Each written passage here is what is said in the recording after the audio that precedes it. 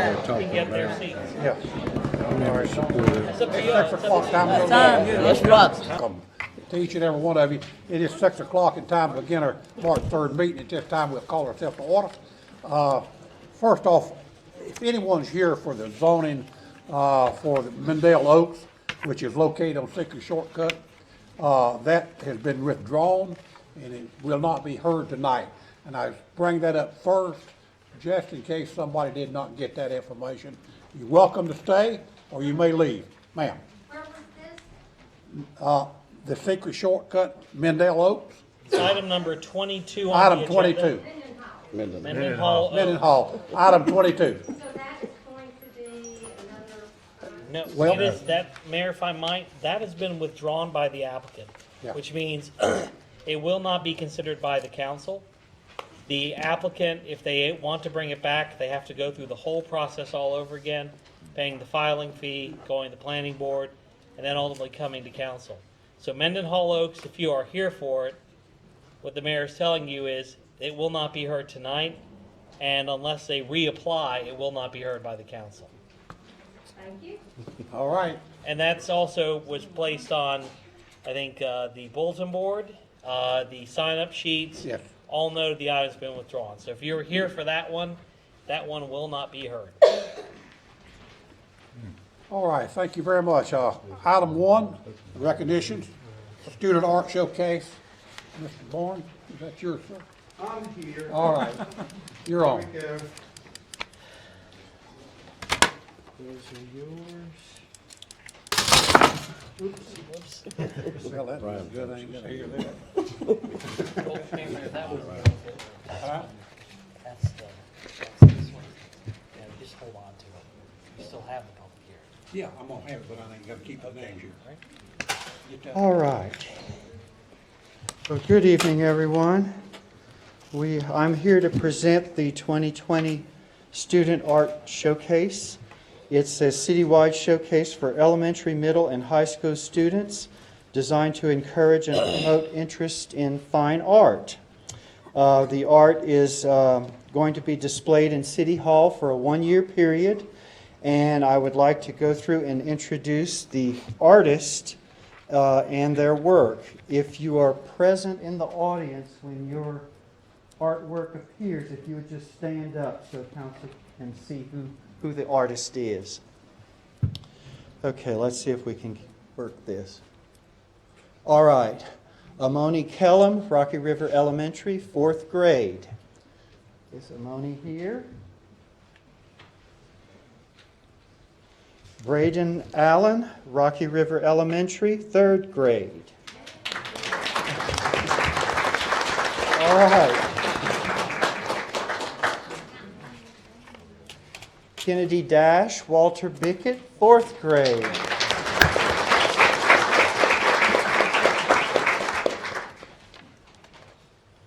Jesus Mendoza Garcia, Walter Bickett, 4th grade. Is Jesus here?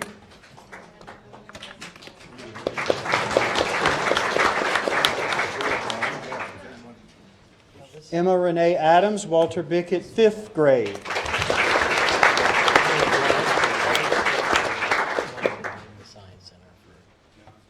Angel Sanchez, Union Academy, 8th grade.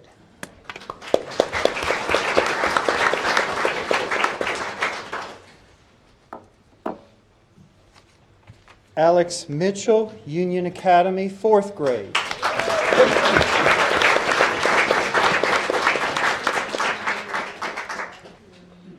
Andre Hernandez Salazar, East Elementary, 5th grade. I know Andre.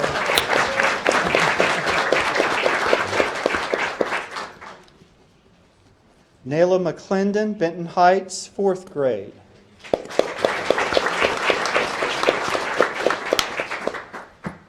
Nixa Casiano Flores, Benton Heights, 4th grade.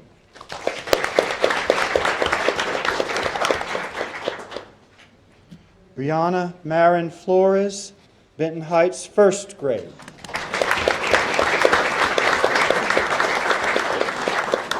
And that concludes all of our participants. We will post the art on the city's website. and it will be returned to the artist in a year. We'll bring it back to your school so you can have it. Thank you.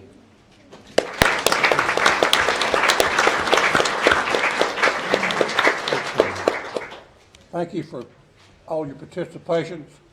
The art is really pretty. It's going to really look good down the hall here in City Hall. So thank y'all for doing that. And to the parents, thank y'all for letting participate. It's really good.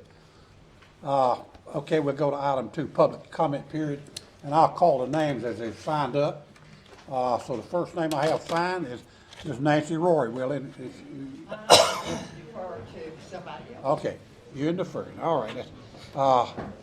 Next one is Travis, Monroe Ansonville Road.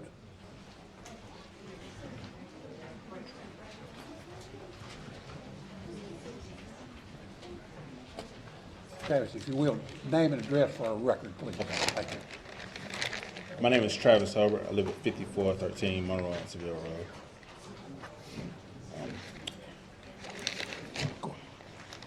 First, I just want to thank you guys for allowing me this opportunity to speak.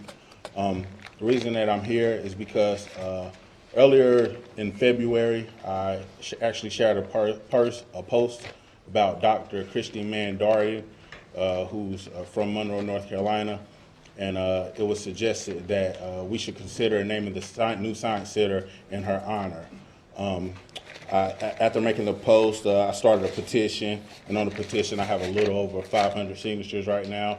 I'm here. I know that endeavor, building that science center, that's something that costs a lot of money, and I understand that.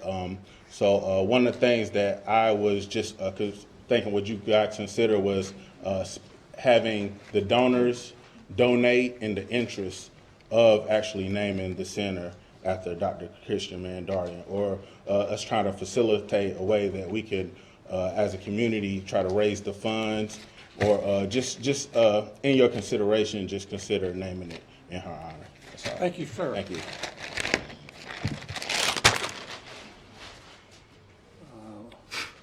Bradley, Lisa Lane, am I saying that correct? Looks like Daryl. Is it Bradley? 1750 Lisa Lane. Daryl Badley. Looks like. Not here. All right. Sharon Poston. Name and address for our records, please. Sure. Thank you. Good evening. I'm Sharon Crowder Poston. My address is 2821 Monterey Lane in Monroe. Again, my name is Sharon Crowder Poston. I stand before you this evening as a City of Monroe resident and a representative of the Union County Alumni Chapter of Delta Sigma Theta Sorority Incorporated. Delta Sigma Theta Sorority Incorporated was founded in 1913 and is an organization consisting of over 200,000 college-educated women worldwide who are committed to the constructive development of its members and to public service. The Union County Alumni Chapter was chartered in 2011 and currently has over 100 members. Just as our founders were committed to public service, this same focus and commitment provides a platform for the sororities programming in Monroe and Union County. It is with this commitment to public service that I stand before you this evening in support of naming the new science building in honor of Monroe native and retired NASA scientist Dr. Christine Mann Darden. You can Google Dr. Darden to get information on her education, her 36-year career at NASA, the chapter about her and Margaret Satterley's book, Hidden Figures, and her inclusion in the group of women who were recently awarded the Congressional Gold Medal that honored all of the women who contributed to the success of the National Aeronautics and Space Administration during the space race. While all of this is important, what I find most interesting about Dr. Darden is her passion for her profession. The focus of Dr. Darden's research was the sonic boom and the effect that it had on the Earth's atmosphere. In a recent conversation with her just the other day, She talked with great zeal about her work with the Sonic Boom Project. While my liberal arts mind understood very little of what she said, I gave her my undivided attention and my every now and then, oh yeah, and I could tell that she was still very much extremely passionate about the topic. She even has an exhibit in the Smithsonian Air and Space Museum in Washington, D.C., to honor her contributions in research as it relates to the sonic boom. I can remember the pride I felt when I stumbled upon her exhibit while on a trip to the museum with my daughter's fifth grade class many, many years ago, and being able to tell those girls that were with me that Dr. Darden was from my hometown. That space in the Air and Space Museum remains one of my favorites and warrants a visit each time I go to the museum. It always reminds me that great people have done great things, have their beginnings in Monroe. Dr. Darden is a role model for young girls who have an interest in STEM careers, and she provides encouragement for them at every opportunity by speaking at various events. Since 2016, she has made over 200 presentations and talks, 2 of which took place in Monroe. Council members, as you explore your options for naming the new science building, I implore you to consider the contributions of Dr. Christine Mann Darden to the advancement of science, and not just monetary contributions that one is able to make as a basis for the naming rights of the building. What a powerful message we as citizens of Monroe would send by having the new science building bear the name of Dr. Christine Mann Darden. Thank you. Thank you. Thank you. Okay. Miss Allen, Bob White Circle. If you could kind of hold it in 3 minutes, we'd appreciate that. Thank you so much. right. Give everybody adequate time. Yeah. So I'm standing in for Julius Zachary Brown, a fellow UCPS student, and possibly, if time permits, a few words from my own heart. You guys ask why we should name this building after Christine Darden. Provide your name and address. I'm sorry. sorry. Shania Allen, 2701 Bob White Circle. All right, clear to start? Yep. All right. You guys asked why we should name this building after Christine Darden. She is one of the African-American women who planted the seed, started the garden, especially at a time where things were hardened. So pardon me if I sound upset that you question if you'll name the building after Christine Darden. She is so inspirational, so smart. This woman really is off the charts, taking the love of math and going above and beyond, working harder than the white man just to be in the same spot as them. That's ambition, and that's what Darden represents. Ambition. Darden shows us that ambition is essential to the mission. The mission is to accomplish your dreams by any means. For someone like me, my dreams are all that I have. She grew up in the South during a time where people were not accepting or respecting, but that was not affecting her in any way. She never let anything take her off her tunnel vision, so it wasn't a blur. Darden had a great support system at home, so this building for the people shows that they are never alone, that you can be smart and unafraid at the same time. I'm taking this time to tell you a little bit about Darden. She was barely 15 with a pocket full of hope, graduating high school, top of her class, going off to college despite any backlash, graduating college June 1967 at the age of 25, going above and beyond, getting a job at NASA during a time where women work as teachers, secretaries, or stayed at home. Her computing job wasn't enough for her, so she kept grinding to pull herself up to the top, going back to get an engineering PhD, the highest degree in a class filled with white male prodigies, not intimidated doing what she had to do to get through to pursue a career as an engineer. The first black woman in NASA needs to be promoted to a senior role, being passionate about what she does, so it's not actually her work. The building will go deeper than Darden's name. It'll be about what she's about. This building could be a part of our culture. So if you ask me, this brilliant, outstanding, and well-rounded woman should have a building named after her.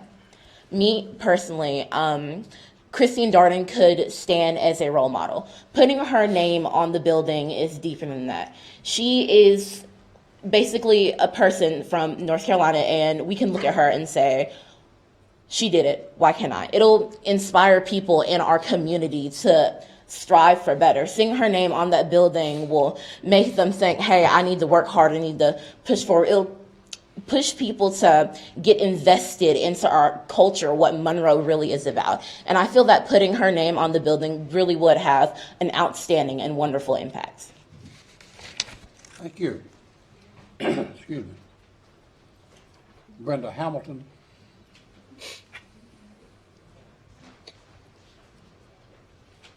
How you, ma'am? Name and address, please, for the record.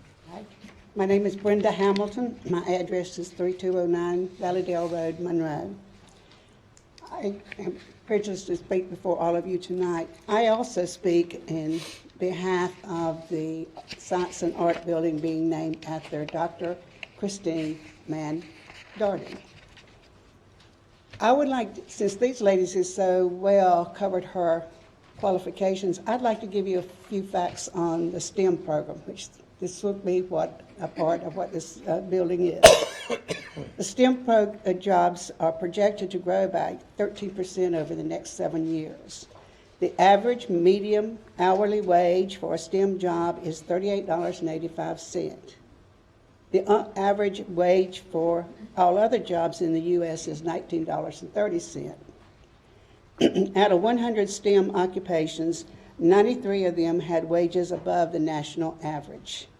The national average STEM job annual salary is $87,570, while all other average wages are $45,700. 74% of our middle school women express an interest in engineering, science, and math.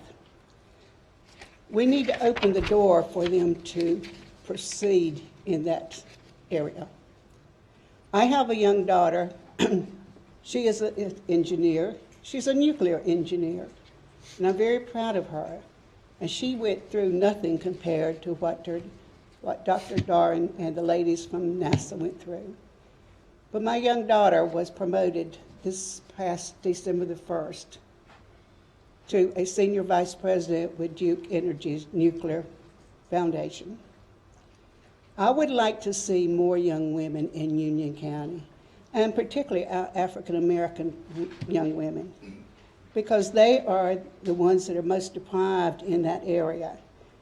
When minority women participate in STEMs, they're at a collegiate level. Engineering is 3.1%, physical science is 6.5%, and math is 5.4%, and computer science is 4.8%. We need to encourage these young women.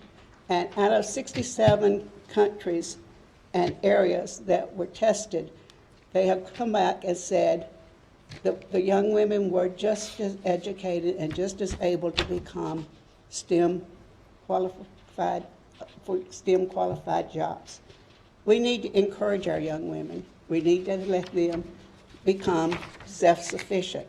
Because, gentlemen, the women are outnumbering you these days and times, so we have got to be able to provide for ourselves too. So I would certainly encourage the council to consider naming this building after Dr. Christine. Thank you, ma'am. Ms. Ruth Helms.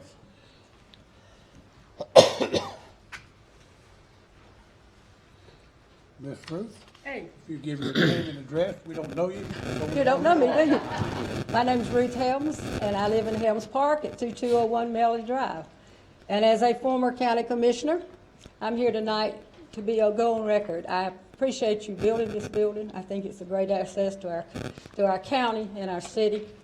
But going back and living here all my life, and my family, all my family's from here, has been 4, 5, 6 generations. I never heard of this lady until the book and the movie came out.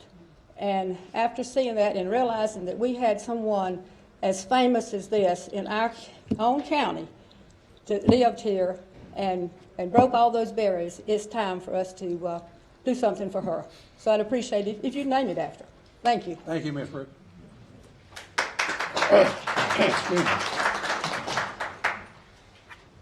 Ms. Loretta.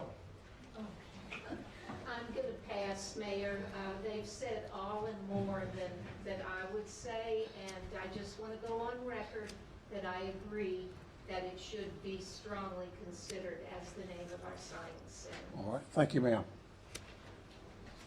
Joyce of Holly Hills Drive, Waxhaw? Right here.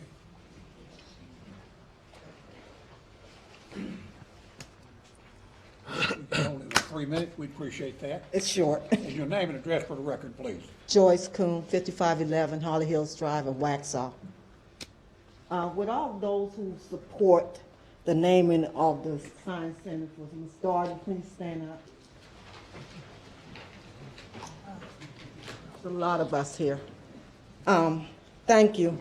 I'm going to take this from a little different. I know that funding is always an issue when you talk about building something as large as this. So I want to make a recommendation that maybe the most appropriate and equitable approach to this situation would be to find a company who can sponsor the center, but name it the Dr. Christine Mann Darden Center, and then had the sponsor or individual name as a little side note so they can get the recognition also. I feel that would be a win-win. And, you know, it's recognition for amazing women in STEM before it was even STEM. We didn't have that word till now. And it would also give the organization who believes in the future of STEM recognition. As a country and a community, we really need to adopt things both an and approach instead of just either or. And I just think we can do that as a community and come together. So therefore, I recommend that you at least consider that if funding become an issue. Thank you. Thank you, Mayor. Patty Poole, Secret Shortcut. She's not here. Okay, that will close out the public comment period. Anyone else who would like to speak? Lady first. 3 minutes, 3 minutes, please, or less. Thank you. Good evening. Name and address for a record. My name is Taylor Patterson, 102 West Wilson Street, Wingate. My name is Taylor Patterson, president of the Tau Chi chapter of Sigma Gamma Rho Sorority Incorporated at Wingate University, and a representative tonight of both the Tau Chi chapter and the Gamma Upsilon Sigma alumni chapter of Sigma Gamma Rho Sorority Incorporated. I am here to request the Council's consideration in support of naming the new Science Center in honor of mathematician and aerospace engineer Dr. Christine Darden. Born right here in the city of Monroe, Dr. Darden is best known for being one of NASA's preeminent experts on supersonic flight and sonic booms. She began her 40-year career with NASA as a data analyst and part of the human-computer pool you may recognize from the novel and film Hidden Figures. She retired as the first African-American appointed to the highest rank at NASA Langley Research Center, Senior Executive Services. Dr. Darden is celebrated for her intelligence, tenacity, intuition, and determination. In a city where over half the population is comprised of people of color, she is an ideal representation and role model for which to name this building. She embodies the ideals that future generations of Monroe citizens should uphold and aspire to.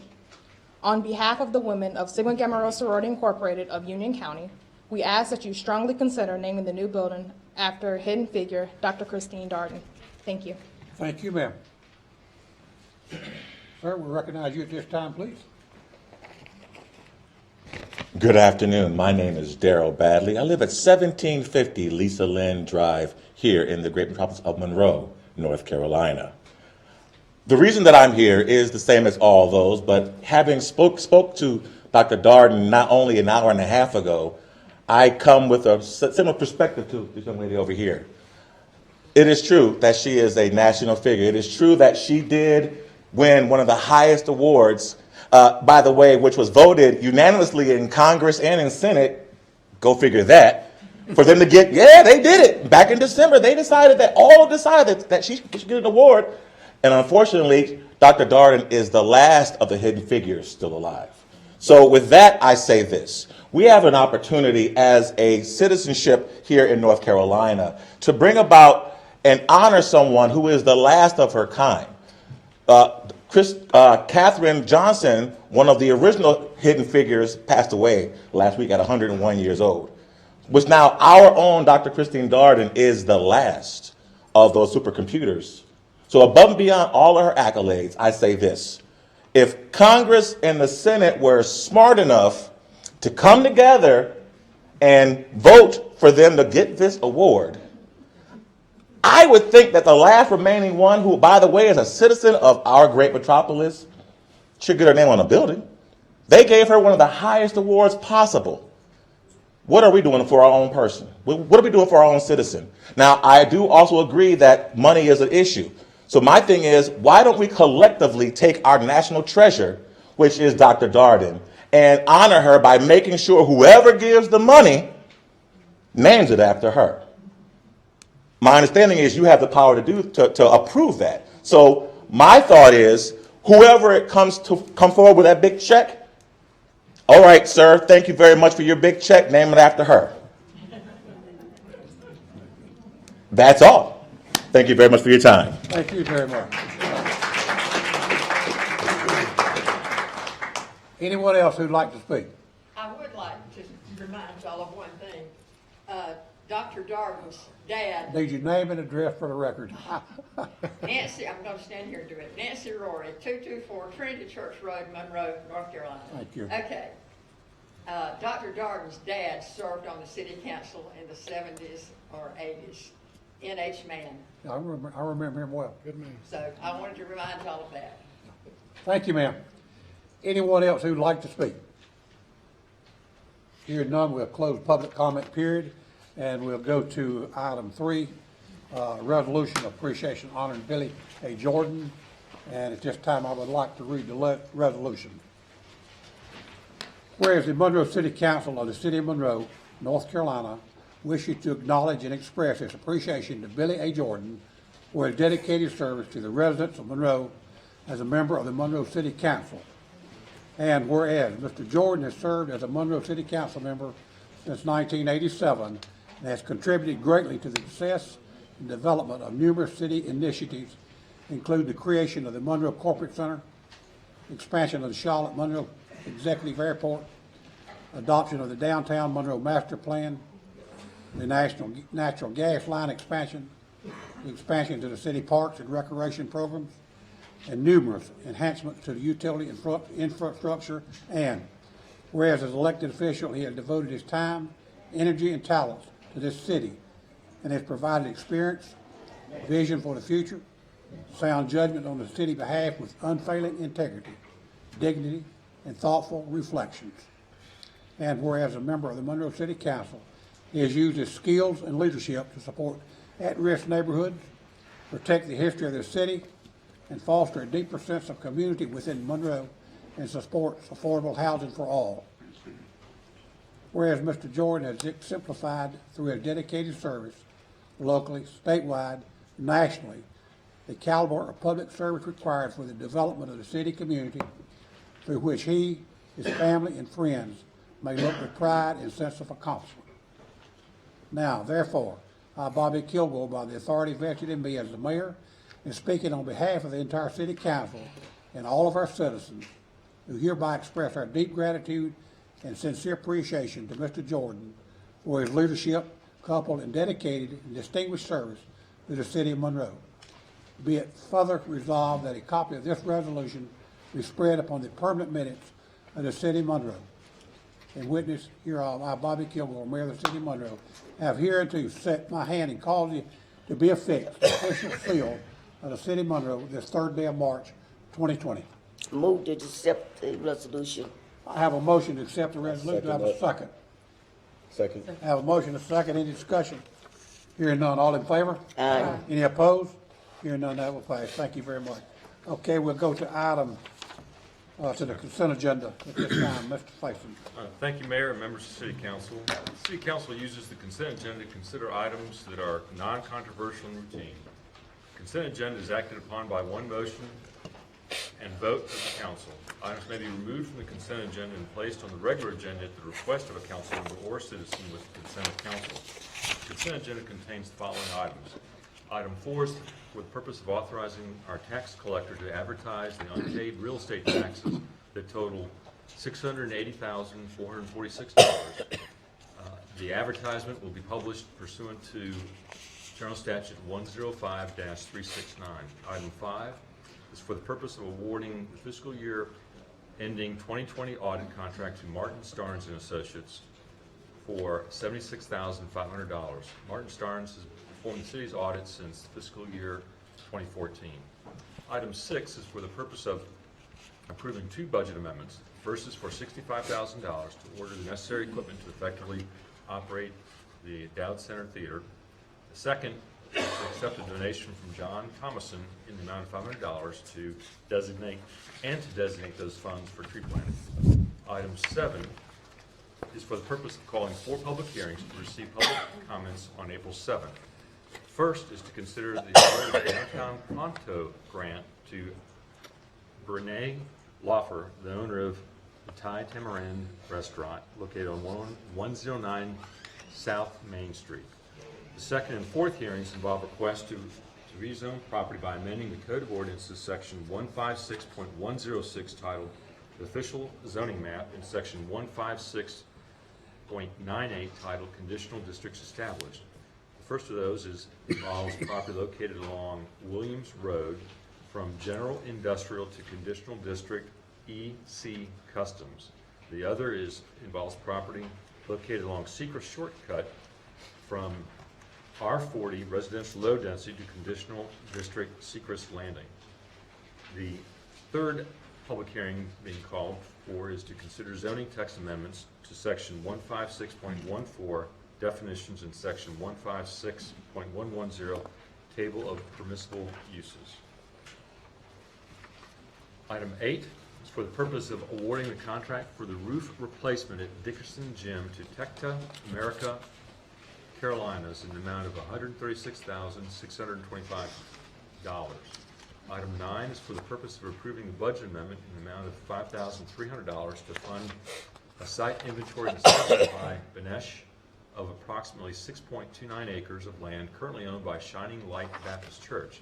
The church has indicated a desire to donate this parcel to the city for future recreational programming uses such as a day camp activities, which would not be expected to be open for daily use. If determined by the assessment, the property is suitable, the city would proceed with closing on this transaction for receipt of the donated property from the church. Item 10 is for the purpose of approving 3 actions related to the purchase of a citywide financial software system. The first involves approving a budget ordinance in the amount of $2,254,756 to purchase an enterprise resource planning financial software system. The second is to award the contract for this software and implementation services to Tyler Technology Munis in the amount of $1.8 million and change. And the third is to approve the reimbursement resolution to allow for the reimbursement of expenses incurred prior to securing long-term financing for this purchase. Item 11 is for the purpose of authorizing staff to submit a federal assistance to firefighters grant application in the amount up to $110,000. If awarded, these funds would be used to purchase a mobile breathing air compressor.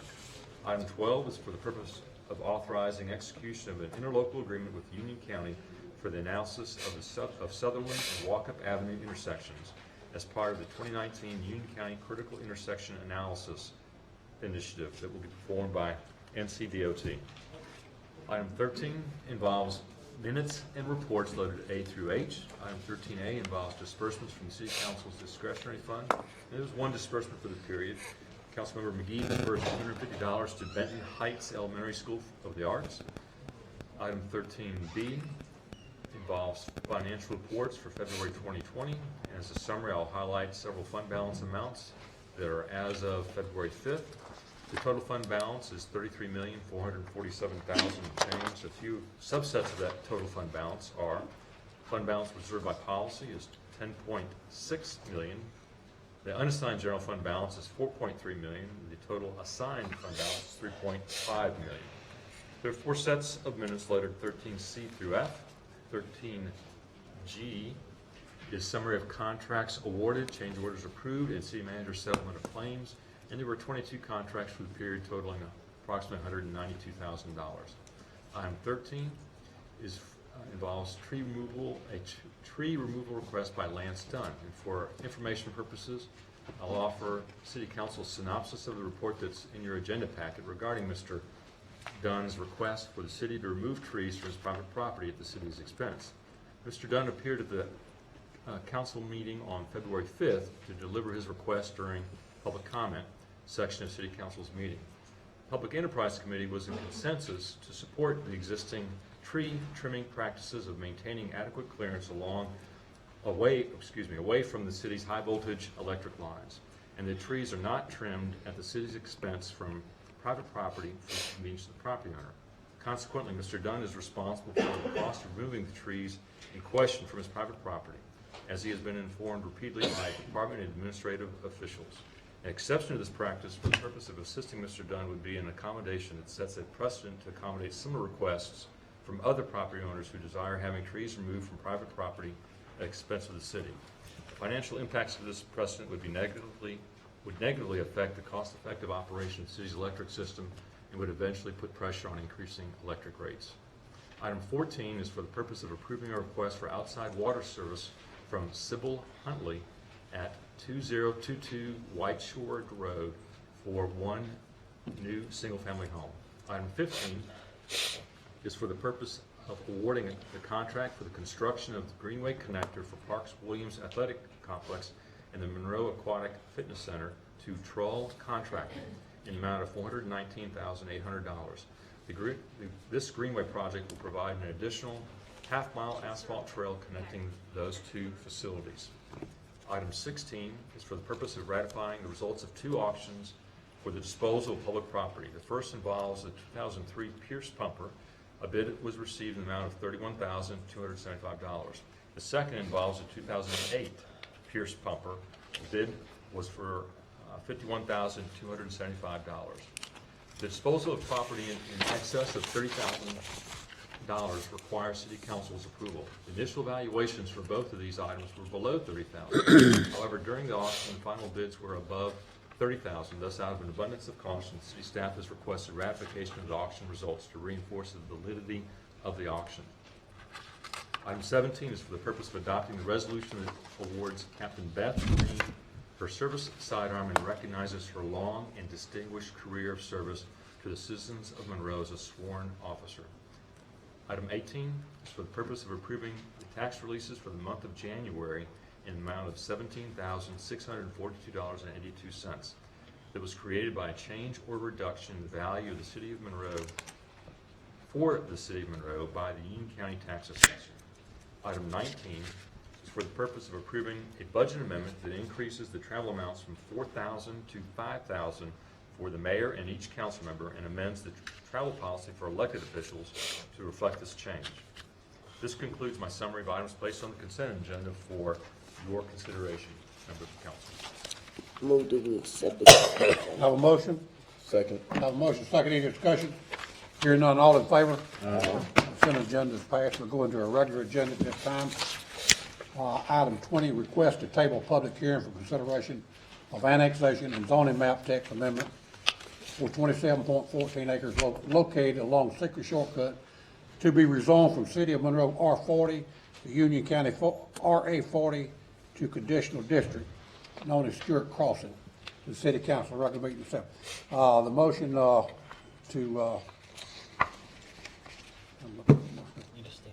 request to table. I need a motion for the table. So move. I have a motion. Do I have a second? Mayor, Yes. the motion also needs to specify that the date of the public hearing is April 7, 2020. Yes, okay. So if the maker of the motion wishes to amend their motion, that would Yes, assist staff.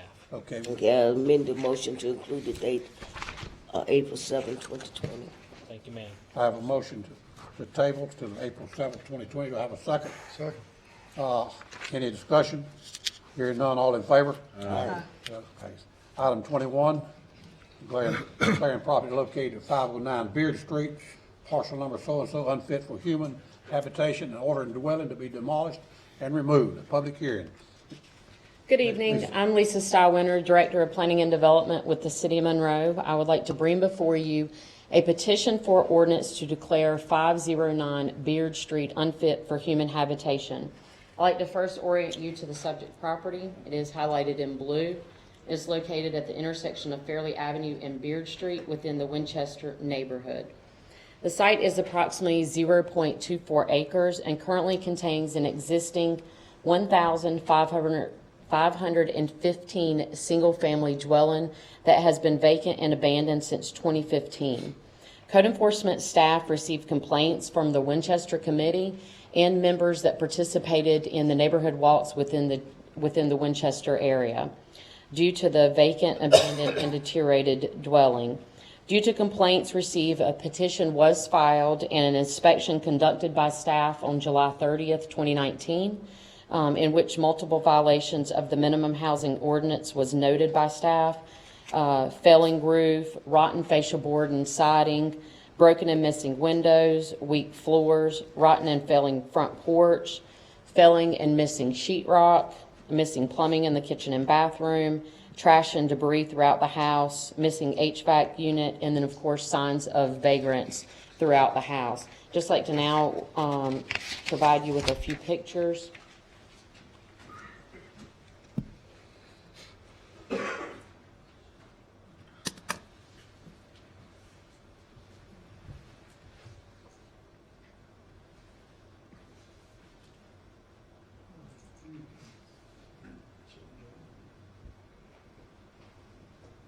The current owner and spouse, as well as any heirs, were notified of the minimum housing hearing that was held and conducted by the code enforcement officer on September 5th, 2019, in which no parties of interest attended the hearing. As a result of the hearing, the code enforcement officer made and entered an order finding said dwelling to be in a dilapidated condition and ordering the property to be repaired or demolished within 90 days. 509 Beard Street has a tax value for the structure in the amount of $49,900. The land value is $12,300. The cost for demolition, not to include asbestos removal, is $13,150. As part of our minimum housing inspection, we do have a licensed general contractor that assists us on each minimum housing inspection to help provide a cost estimate of the repairs.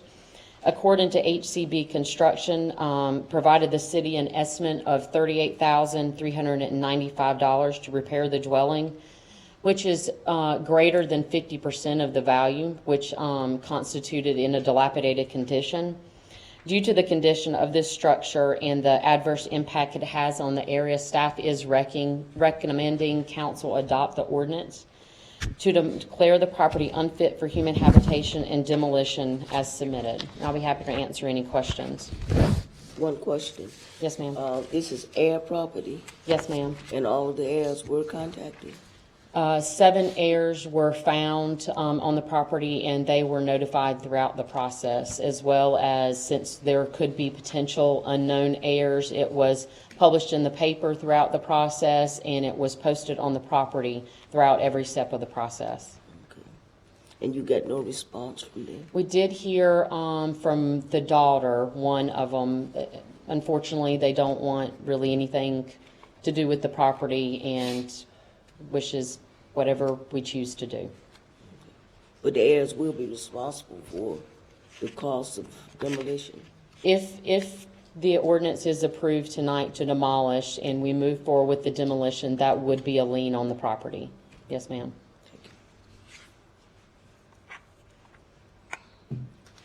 Any other questions? Okay. We have a motion. Make a motion. Mayor, you need to ask if there's, I don't believe there was anyone signed up, but you need to ask if there is. Yeah, any. okay. Yes, you're right. Sorry. Is anyone here who would like to speak on this for or against the property located at 509 Beard Street? Hearing none, do I have a motion? I so move. Second, we demolish the house. I have a motion. Do I have a second? Second. And I think the maker of the motion meant to adopt the ordinance allowing demolition. Yeah, Is that correct? adopt Thank the you. ordinance. I have a motion, I have a second. Any more discussion? Hearing none, all in favor? Any opposed? Okay.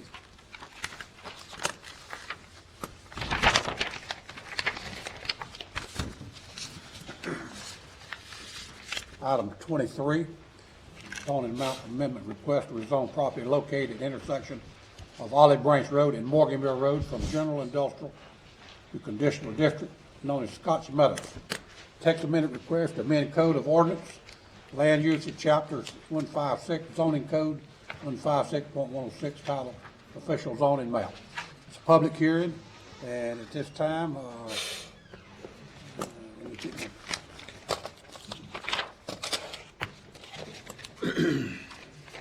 Good evening, I'm Carrie Menzler with the Planning Department. Tonight I'm here to present a zoning text and map amendment request. The applicant is requesting the rezoning in order to develop 186 single-family lots.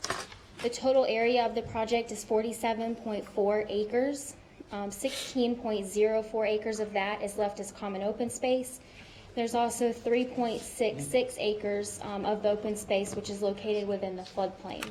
The density of this project is 3.92 units per acre. Just to orient you to the site, the property is highlighted in blue. Olive Branch is here to the north, and then Morgan Mill is also here, so it is right at the intersection of Morgan Mill and Olive Branch Road. The subject property is currently zoned general industrial, getting highlighted in blue here. The adjoining zoning is general industrial, which is this purple color, R20 single family residential, which is this gray color, R10 single family residential, this yellow, and then the red is conditional district James River equipment.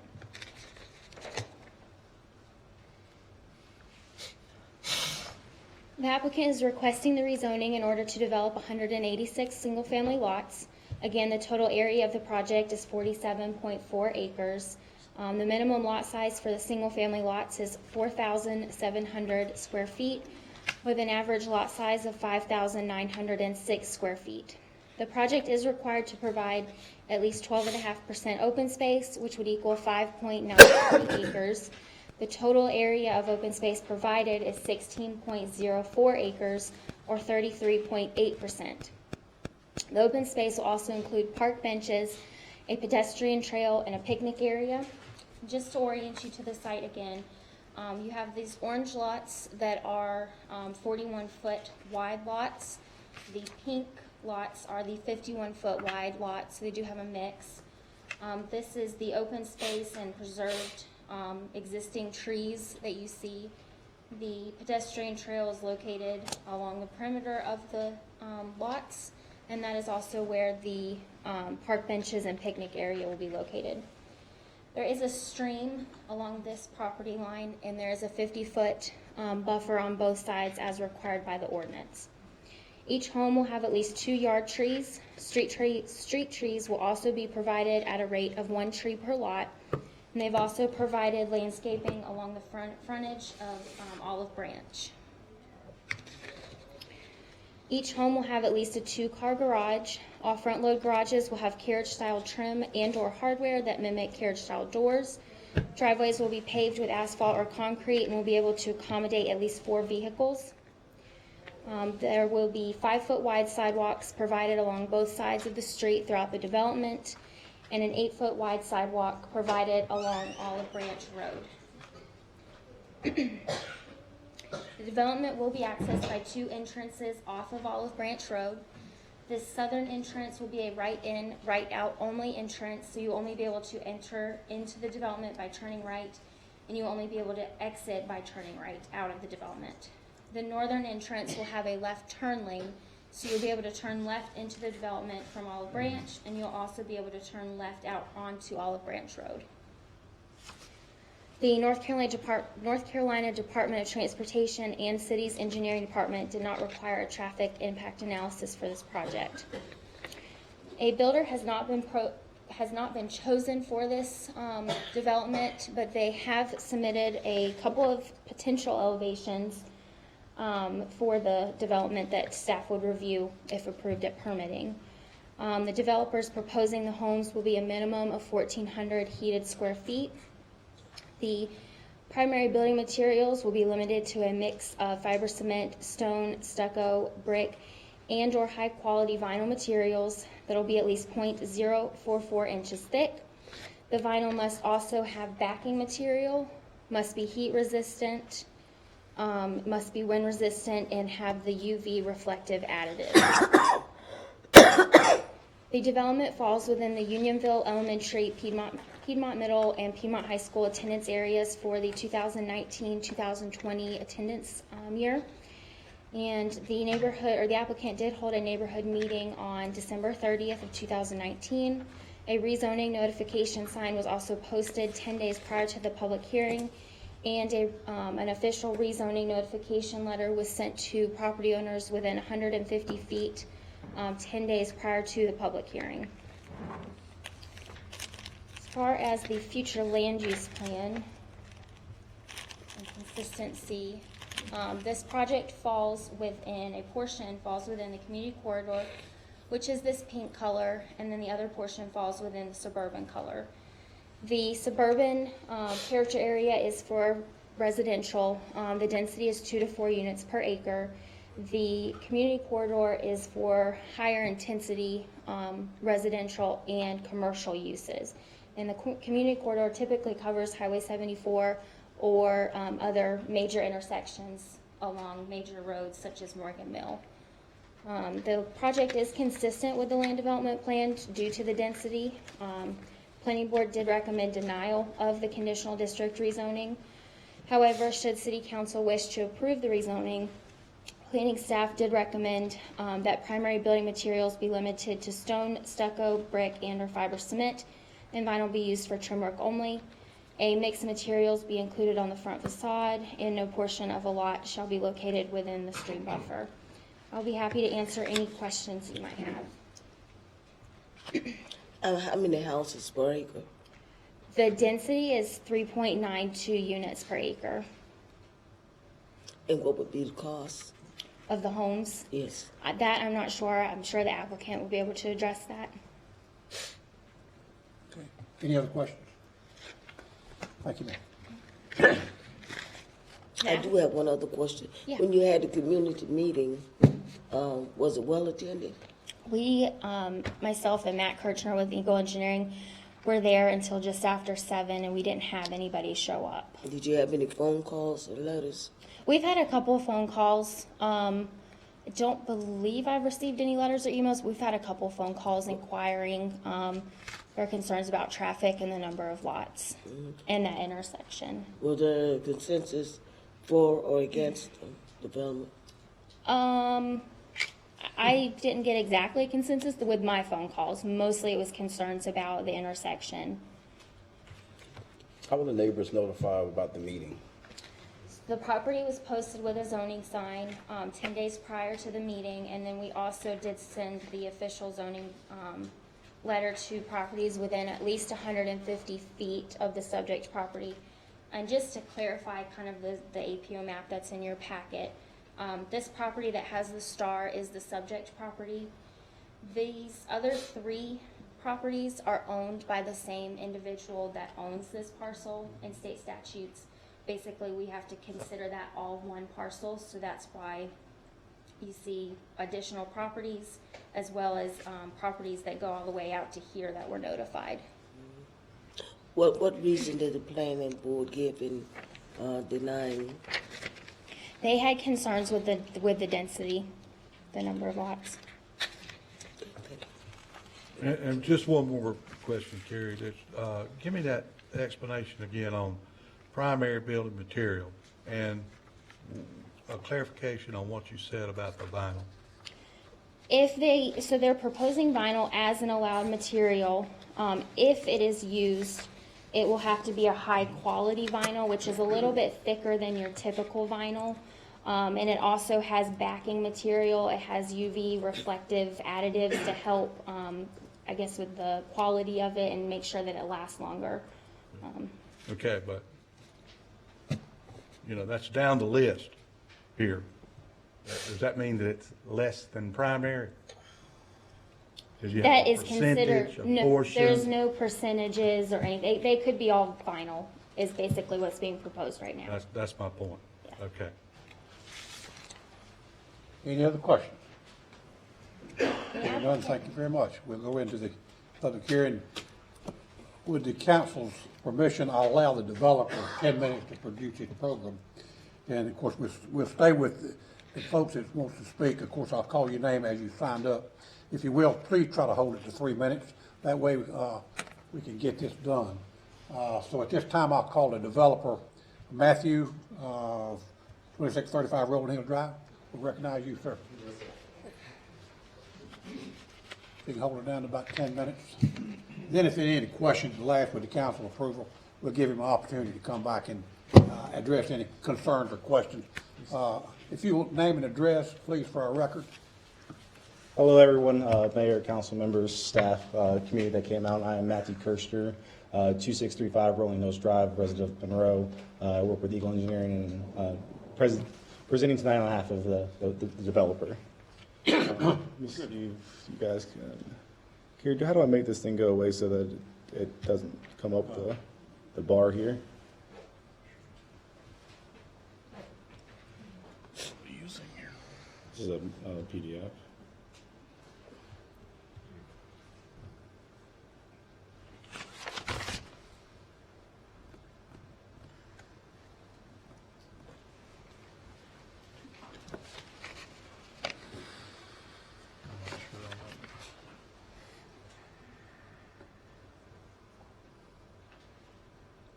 That's right. I'll wing it. No, sorry. Sorry for the top part. I'll read it out so you have it. The project I'm presenting tonight is Scotch Meadows. Staff did a very good job of doing it, but I'll just point out some extra details for you.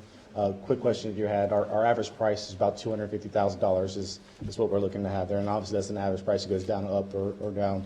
2 to 3 bedrooms, average about 1,600 square feet. All 2-story houses, 2-car garages, and parking. Another question about the community meeting, I know that brought up. There wasn't many people that showed up to the first one that we sent out letters for.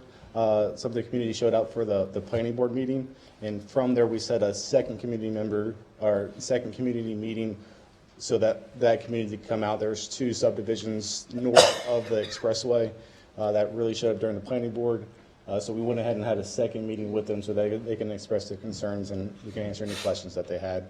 And then I'm sure they're able to speak tonight as well. So we kind of looped them in even though they weren't in the 150 feet to the project.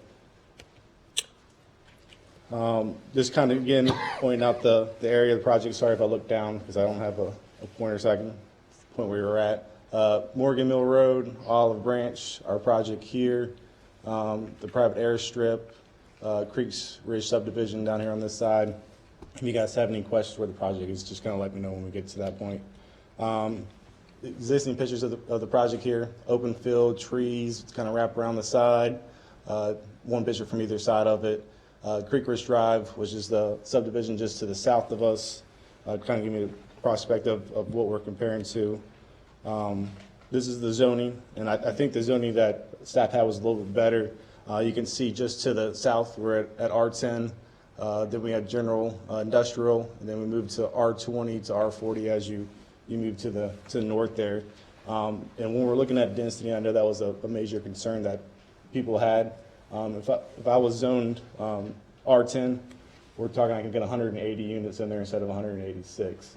So when we're looking at the density of it, if we do R10, that's adjoining our property. We're kind of in the same density of that, but with the future plan, that's the 2 to 4 units. We're right in that borderline. This kind of shows the aerial. Again, Shaft showed this as well. Our big thing is, we'll call this a cluster design. So the lots aren't as big. What we did is we pushed it to the north so we can save all the natural tree line that runs along the stream. As you'll note, we have like 6 acres required open space. We did almost 16 acres to kind of, again, save that tree area along the south side in the far east. The lots in the middle here are 51 foot with 41 foot on either side there. The milk kiosks and some parking and open space will be here in the middle, as well as a nice natural trail that people will be able to use and wrap around. All the sidewalks connect to Olive Branch Road. So everybody that has it, these are public sidewalks. They can go from Olive Branch to sidewalks in the neighborhood and connect to those natural trails as well. So really the community can use that as well. Ponds, this is just new ordinance. Stormwater ponds are natural design. Any impervious that we add to the area, we have to treat and maintain.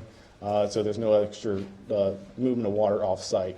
We have a stream that buffers us, so there wouldn't be anything that's really affecting us downstream because it goes right into the stream to the south of us.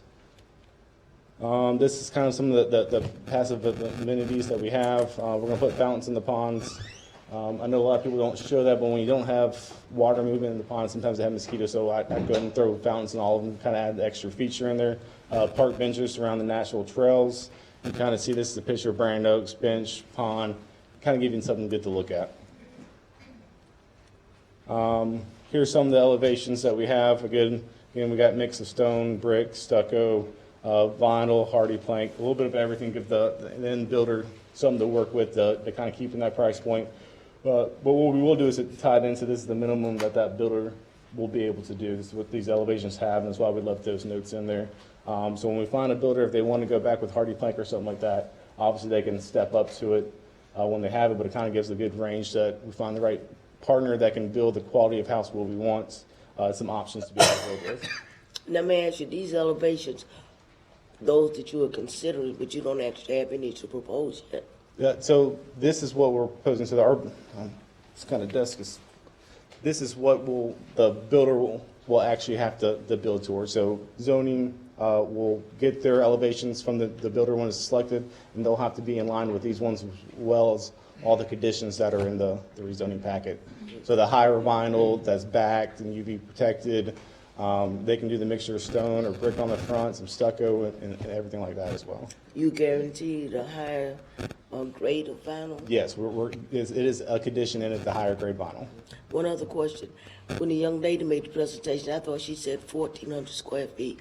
You said 1,600 square feet. So Which one is it? 1,400 is the minimum that the city allows them to do, so we're not asking for any conditions on that one. We'll at least meet the minimum 1,400, but it's usually on average about 1,600 square feet of these houses. Okay, but that was a misrepresentation. Go ahead. Out of the 176 homes, how many will be the two-bedroom you spoke about? 2 to 3, I would say, is probably a good mix, probably mostly 3. Well, I heard you say 2 to 3. But 2 to 3, so it depends on whether they want that master down. Most of the time, the master down gets you 3 bedrooms upstairs. If they want that master up, it's probably 3 bedrooms and the one downstairs. So maybe more open space downstairs with 2 bedrooms upstairs, or less open space downstairs with the master down. Are you going to sell them first, then build them? No, we're going to develop them. Well, I understand that. The reason I asked that question is, how are you going to know prior to that, then, if they want the bedroom upstairs or downstairs? Well, you build them first. They're for sale. So a person will come in, pick their lot, pick what house they want, and then we would build the house for them. So these won't be like stock houses. They'll individually, you'll go out and pick all your finishes. So that's why the front that they have, they'll be able to pick what they want, brick or stone or anything like that. It's custom to whatever the homeowner wants. All right, very good. Question. I know Mr. Gordon asked a question. Technically, they could be all vinyl, right? Yes, but if they are all vinyl, they'll be the higher quality vinyl. But in other words, they would have no brick, no stone, no hardy board or anything, just all vinyl. Technically on this one, but if that's an issue, what we're willing to do is go ahead and put in the actual condition that will require 25% architecture elements, so stone, brick, stucco on the front of them. That kind of, again, we don't have a builder lined up, so I think it's fine to ask that and put that requirement in. That means none of them will be all vinyl. Will be a mix on something on the front of them.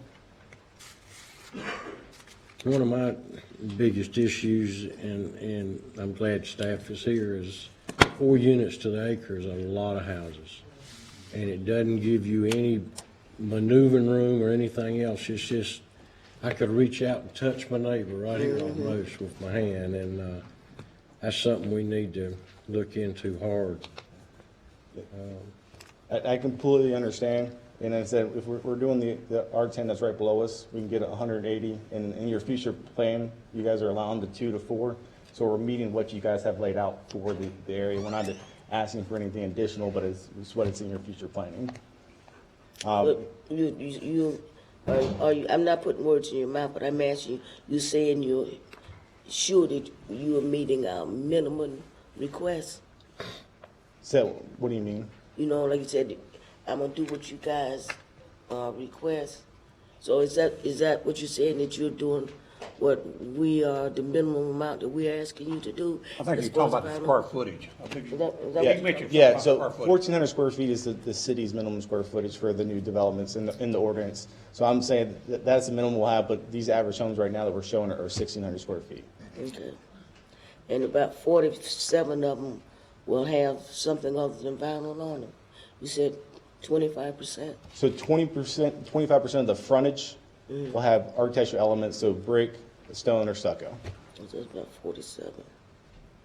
So that's 25% of every home in there. I know of that 100. Not just 47 lots of them, all That's 186. 25% of the Right on the 50, 26. right on the 50 houses. Out of So not 50 houses, 186 houses will have 25% of their frontage covered with stone brick. How many houses is that? Okay. I 186, he's saying that. All 186 houses. Oh, okay. Will have I misunderstood. 25% frontage Okay. covered with stone brick or stucco. Yeah. Of the 25% house. of the Yeah, Okay. 25% of the front clarifying of the that. house. I'm with you. Yeah. If I can just clarify the square footage, our ordinance currently, we don't have minimum square footage, and the state actually took away our ability to regulate that, except for through conditional districts, or with a voluntary agreement. I want to make sure the city attorney's happy. So through that process, typically what we have seen, the minimum for single family is 1,400 square feet. That's what we've been seeing with a lot of projects, even ones that have been approved. So when a project comes through, staff recommends that they don't go below that, but they can always propose a higher square footage. They can volunteer that as part of their proposal, but hopefully that makes sense. But right now, our ordinance, we don't have a minimum, and we can't regulate a minimum outside of a voluntary agreement, so. I'm always happy, it just doesn't always seem. Okay. So at a minimum, we're volunteering for 1,400 square feet is the minimum house size. Cruise through. It's a little bit harder to see on this one, but with this development, we do have some off-site improvements. Over on this side right here, we're putting a concrete median in to prevent any left turns out of it. But another positive that is everybody coming from Morgan Mill to Olive Branch will have a divided median to kind of slow them down and caution, almost as a speed table coming around that corner, as well as a left turn lane. So anybody that's waiting to turn into the subdivision won't affect that intersection at all. There'll be a queue spot for them to turn into the subdivision. One last thing that's a plus to pick out for this one, currently it's zoned as general industrial. And if you think of any of the industrial plants that's there that has 3 shifts, a manufacturer type plant, this really, it's hard for people to think, this actually reduces the amount of traffic that's in the area. If you have 3 shifts of workers, have 3 buildings in there with semi trucks and everything else going in and out to residentials that either leave in the morning or afternoon or for school and everything like that, this is considered a zone down from where you're at. Most people are trying to zone up to that light industrial, this is kind of zoning down to a residential community in the area. And that's all I have for now. If you guys have any more questions or anything else I can answer or lead you to it. Pull back to this one. No question? Thank you, sir. You'll get a chance to come back. We Yeah. have some We'll have some. comment, We'll and have then some we'll have questions. questions probably. Awesome, thank you very much. Thank you. Okay, I have several people signed up. If you will, if we can hold it 3 minutes, would be appreciative. And I got 2 columns, one in favor and a column of opposition. So I'll start it with the top column where it started. In favor, I'll call Boyd Horton of Jefferson Street at this time, sir. If you will, give us your name and address for the record, please. Yes, sir. Thank you. I'm Boyd Horton, 211 West Jefferson Street, Monroe. And I think this is a pretty good idea for one group of our kids, that young people starting families, has got nowhere to go. As you probably know, I haven't given any houses there at Creek Ridge subdivision, and we lease the houses, and the people come in looking for a house to buy, don't have it, starting a new family. We give them good education, we give them good jobs in Monroe, but then they have to move down to Peachland, Pageland, down in other lower areas of our area. I don't know why. Maybe it's cheaper land down there. I don't know. But I'm having this over and over. I had one at 4:30, right before I came here. I would just like for you to ask, do we not have a void for our young people, our families starting out? We do have a success story born yesterday in Monroe Hospital. They were able to find a house. But so many times, we have one last month. He's been with me for over 2 years looking for a place to buy. He moved down in right below Marshfield. He's in construction business, got a very good construction. He drives 2 to 3 vehicles a day. He's putting 60 to 100 miles a day extra on those vehicles from where he's living down in Marshfield, coming right back through Monroe. I'm just wondering if something like this might relieve some of that. And I just ask you, you know, I see a lot of y'all, and I know y'all have had chances like I did to be in Monroe. And I'm telling you, there's a lot of people not getting a chance. And you might have that in your hands tonight to maybe give them a chance. Just consider it. Thank you, Mr. Horton. Martha Norwood.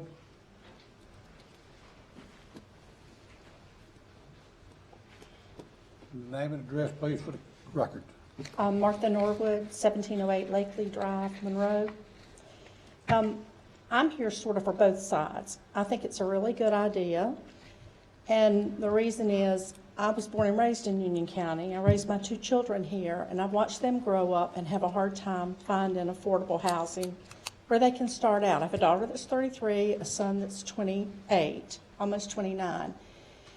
And I will tell you from all of their friends, they're not crazy over yard work. So they appreciate the smaller lots because they don't have to do anything. But I'm also here because my daughter teaches school, but she also teaches dance in the evenings at No Limits Dance Studio, which has chosen, she was also, the owner of that was born and raised in Union County, and she chose to come back here instead of going to bigger places to start her business. And she's on Sutherland Avenue at No Limits. I have a granddaughter that dances there. My daughter teaches there at night. And I know from experience, having to run your kids all over the county and all these different places, it's hard after school to get them to places where they can be creatively active and learn how to deal with discipline and get self-respect and respect other people and get love for their community. And these places offer that opportunity to kids, and this kind of a residential place would probably have those age groups in there. This studio is just around the corner, which would help her become, help sustainability in her business with all those kids, and they go on to do different things. And I know one of the big problems I had raising mine was having to drive home, from a distance at these different businesses and get home late. Then you try to do homework, feed them, get them to bed. This is right around the corner. It would be great. And there's other businesses. There's restaurants there. There's a lot of things that would benefit from something like this. And, I don't know. I live in a neighborhood where our property's about an acre, but just 2 streets over, the lots are much smaller like these, and those folks are fine folks, and we all live together happily. So I'd just like you to consider that aspect of it too, the business side, and a place for people to live that's nice and a healthy place that provides a nice opportunity. Thank you. Thank you very much. Chris Hams.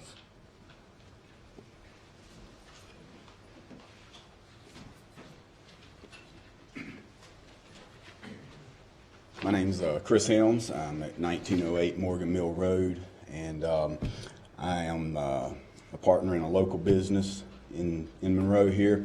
And this is right up our alley. This is a situation. I had a young employee, it's a growing business, had a lot of young people work for me, and similar to some of the other folks, that something that works within their budget.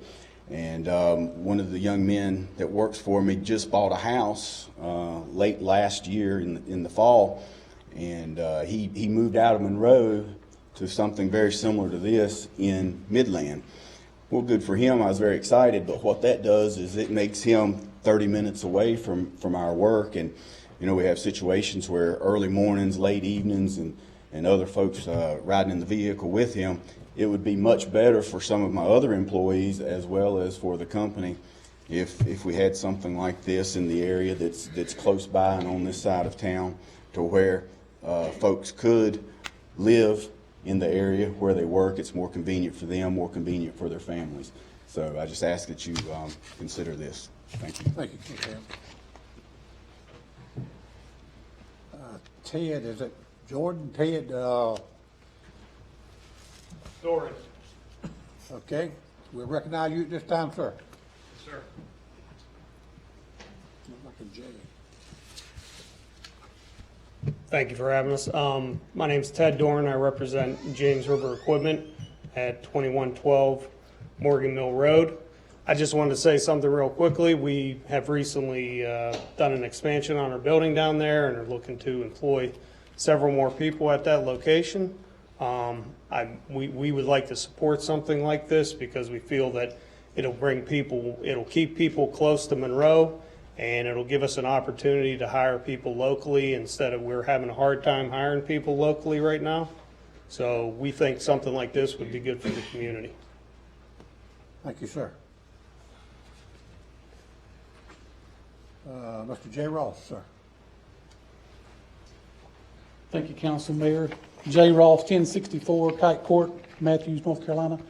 I've been a part of the project from day one, and as we went back and forth from general industrial to housing, the more we looked at it, the more I did some research, and the more affordable housing is non-available in the city of Monroe. There's currently 2 houses between 200,000 and 250,000, that's new construction, available right now.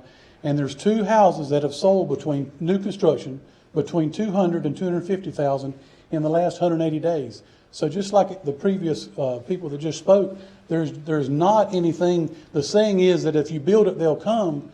That's true, but they have to be able to afford it. And as we were looking back and forth at it, general industrial, just like Matt said, general industrial, 200, 300, 400 employees, 3 shifts, the traffic versus what we have here, the product that we're looking at here. I just think that it's a necessary amenity for the city of Monroe to be able to keep people from moving south or east to where properties are cheaper. And to be able to do something like this project, you have to have the density to be able to make it affordable, or you can do 2 an acre and it's not affordable and they still would have to go east.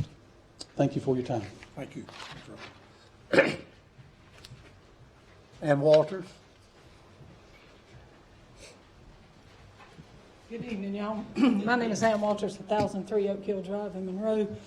I was born here. I was raised here. Excuse me. I plan on dying here, hopefully not in this meeting. I've already got my grave site picked out here at Lakeland Memorial Cemetery. But I'm here and I'm for this project. But I want to disclose right up front why. I'm part of one of the owners of this that's going to sell it. So I want to make sure everybody knows that. And that's important to me. We've been paying taxes on 48 acres right now. So the city gets a little bit of money for it. In this situation, people would be paying taxes on 186 lots. That's a lot more money for our city, a lot more money for Monroe, and a lot more money for a place I love and trust and believe in, is this right here in Monroe. So that's very important to me. I just wanted to make sure everybody knew that. It's that simple.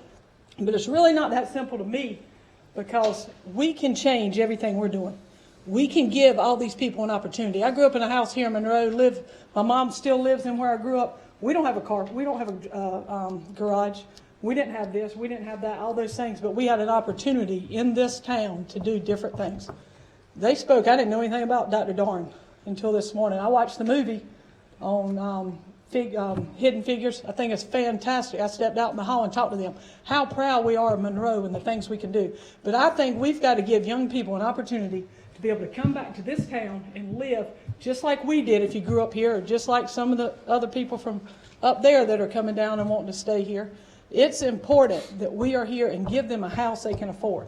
Was in education most of my life, an educator, a police officer, an EMT person, a firefighter, they can't afford some of the houses. This is an opportunity for those people that are the salt of the earth to be able to live here and make a home and make us proud and grow us some more Dr. Dorns. I think that's very important. So thank you very much and appreciate it. Thank you, Ms. Hammond. Excuse me.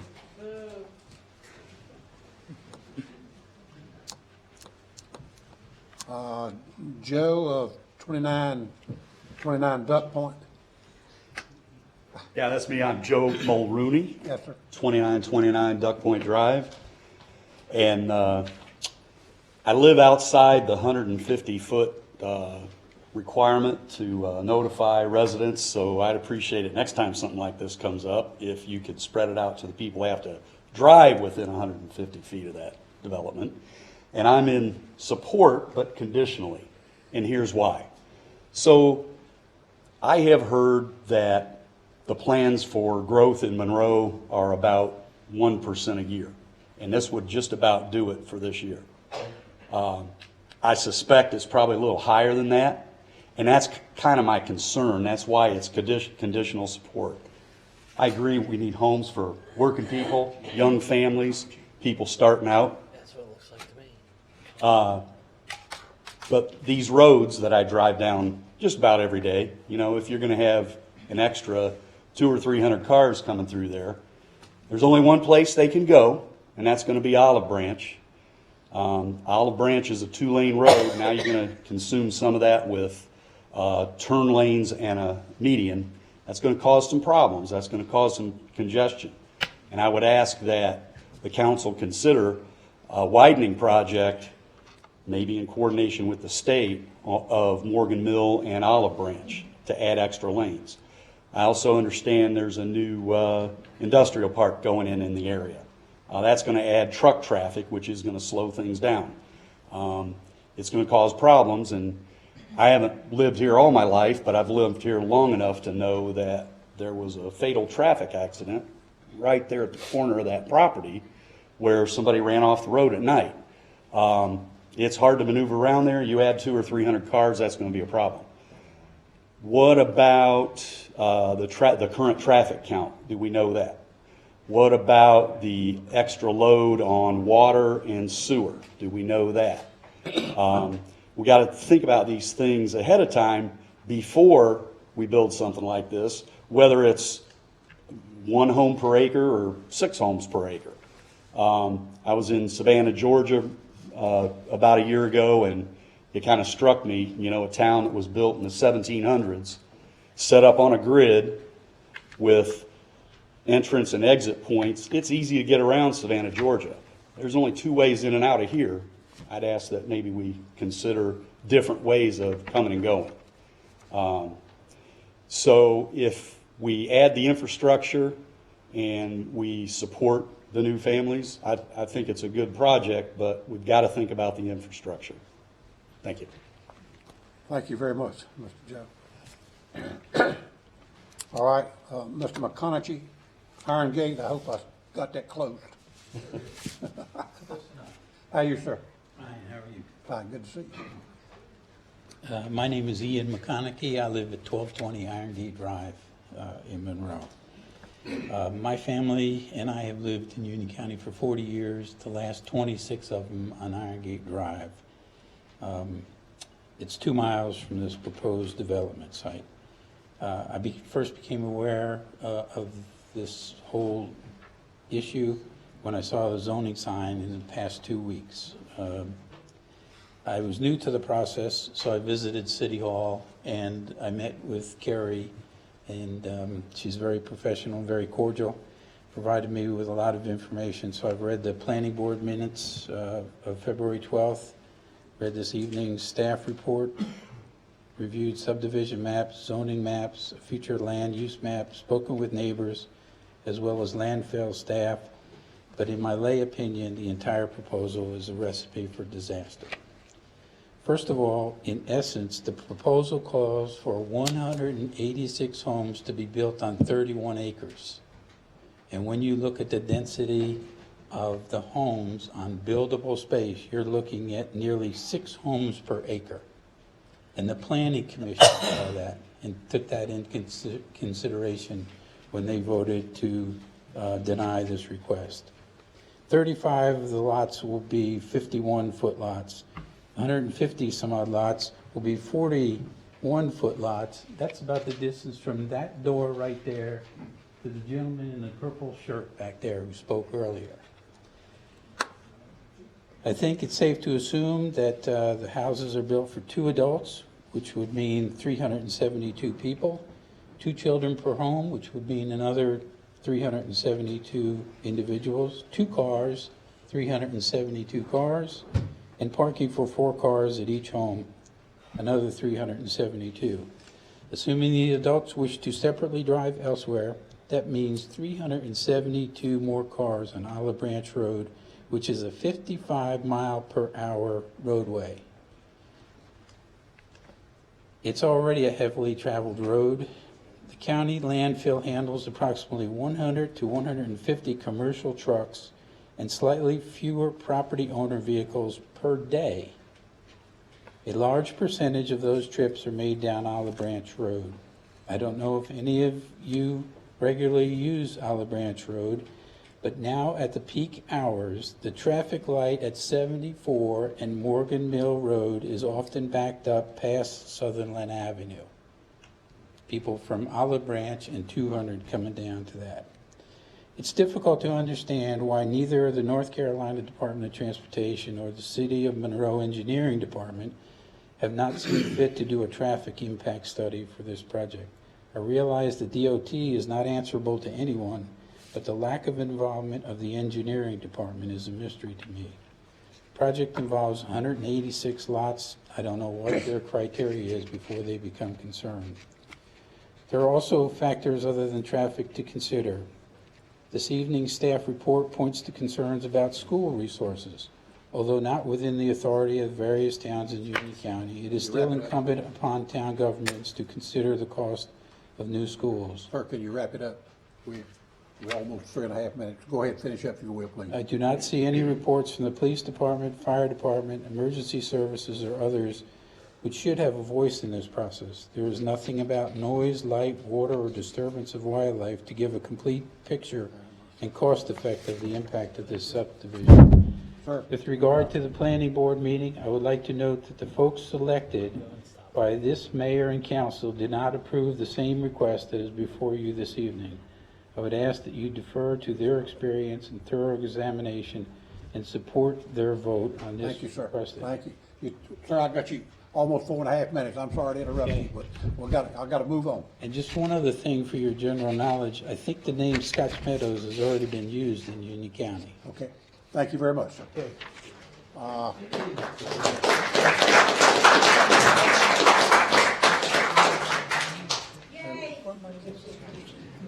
Looks like Jacob on Essex Point. Mayor, I think one thing we may want to do is ask folks to not repeat the same points over and also to ask the audience. Good evening. My name is Michelle Jacob, 3613 Essex Point Drive. I also oppose the proposed development. The gentleman before me has presented a lot of very good information. What I have to say is probably more of a summary and at the same time, hopefully a few more insights. I was struck by the fact that there was only a consideration to contact people within about 150 feet of this proposed development. I live on Essex Point Drive, which is about 2.5 miles or so from this development. I think we have to consider the effect of this proposed development along the properties on Essex Point Drive, especially the developments that are already there. This development is not at all compatible with those. It has much smaller square footage per house. It proposes vinyl to an extent now maybe 75% instead of 100% of the housing material. It's 5,906 square feet, which is a little over 13% of an acre. Very small. and it is proposing 186 units. It doesn't fit at all with that area. Further, it could set a precedent. That hasn't been mentioned yet. It could set a precedent. There's a lot of land in that area could be sold to developers. If this is allowed, we could have more of the same type of housing, type of development as being proposed here. And the third thing I'd like to bring to your attention is a rather perhaps unique perspective, but the beauty of the area. That's a very, very pretty area along Olive Branch. And I do not think that this is at all going to add to that. I'm sympathetic to the fact that affordable housing has been brought up. That wasn't brought up by the developer, however. And there may be better places for affordable housing than this location. You've been told about the traffic problems. I brought up some other things. Gentleman before me has brought up a lot. But that's going to be a big strain on people in terms of traffic as well as taking away from the beauty of it. Thank you. Thank you, ma'am, sir.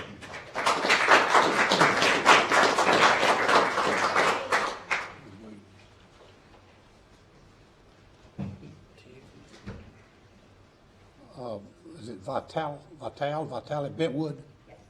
Thank you, ma'am. Hi, my name is Tona Vitale. I live at 1125 Bentwood Lane, and I am approximately 1 mile from the construction. I would like to ask everybody that opposes Scotch Meadows, please stand. Oppose Scotch Meadows, please stand. Thank you. I will say that the two gentlemen, I won't repeat them, but most of the information they said I agree with, and I think most of the people behind me do as well. But I just want to add also that we are aware that development is coming. Farmers want to sell their land. We know that we need growth to help our economy, but building a development with 186 homes, 1,400 square feet now, 1,600 square feet, basically cookie cutter homes, that will increase traffic on Olive Branch and Cyrus Edwards, which the others failed to mention, because leaving Olive Branch, and the only way to get around to the bypass is Cyrus Edwards, and that is a very small residential road. Right now, without that development, if there's a truck coming down that road from the bypass, and you're going, you literally have to move over out of the way. So it's already a very dangerous road. So those roads, Olive Branch and Cyrus Edwards, cannot handle the traffic that's there right now.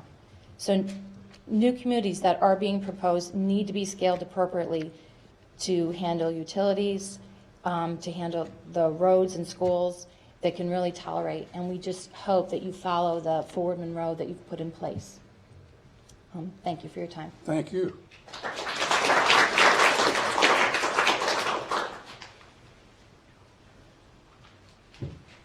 River Brock.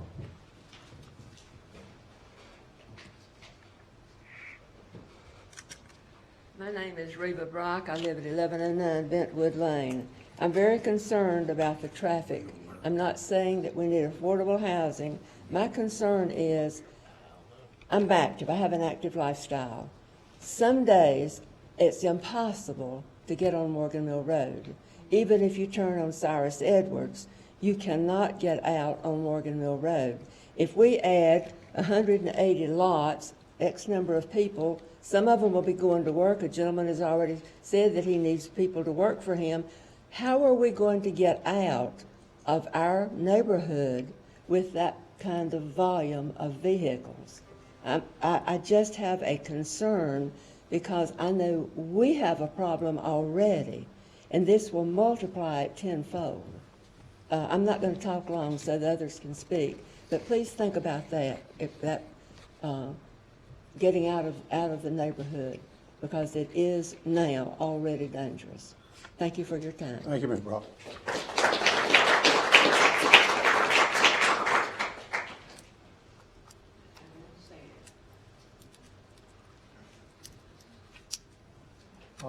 Bill on Olive Branch, 2601 Olive Branch.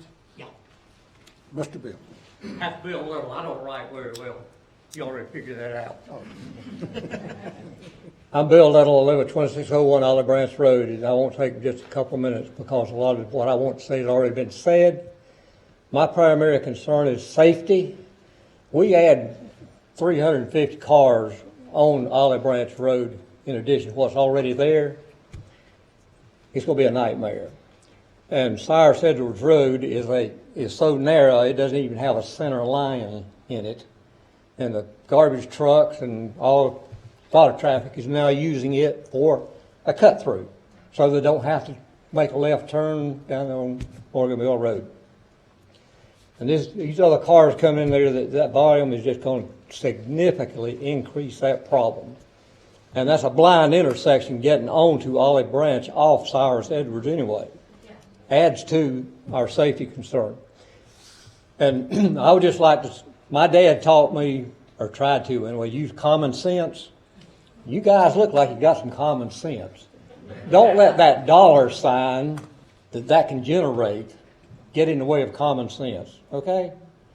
We need to think about the impact on that. You've heard all the good things that it's going to bring, but we're bringing you some of the things that aren't that good.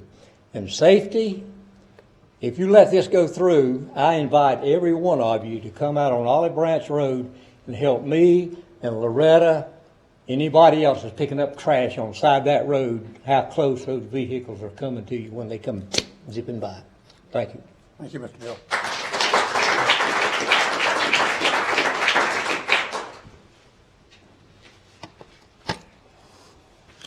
Barry, 3001 Duck Point. My name is Barry Bruins. I live at 3001 Duck Point. My wife and I have lived in this community for 23 years.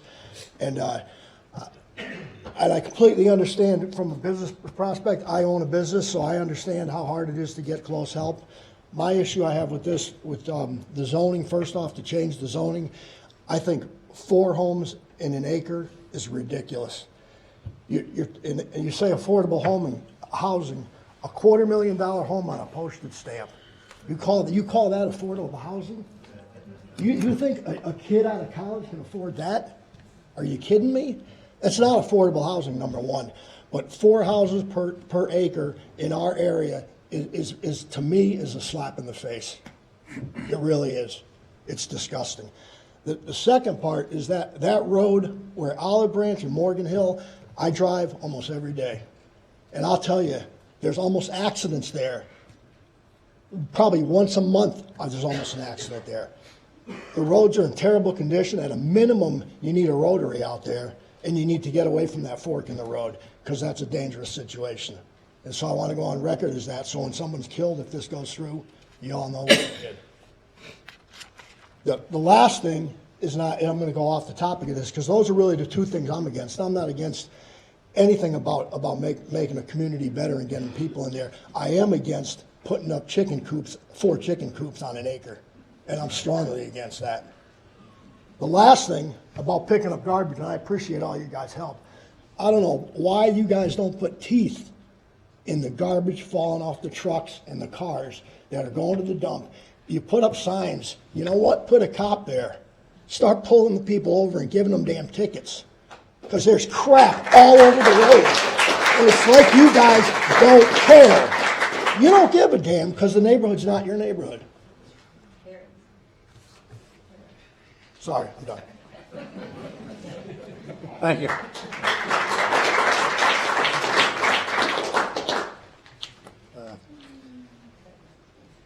Carolyn Preston.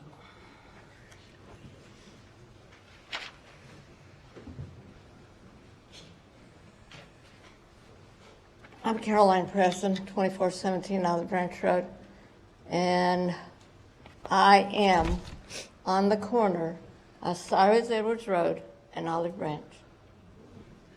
The lady said you have to, on Cyrus Edwards, you have to pull over if there's a big truck coming. This morning I did exactly that. I pulled over so that truck wouldn't hit me. Why in the world we even have trucks on Cyrus Edwards Road is beyond me.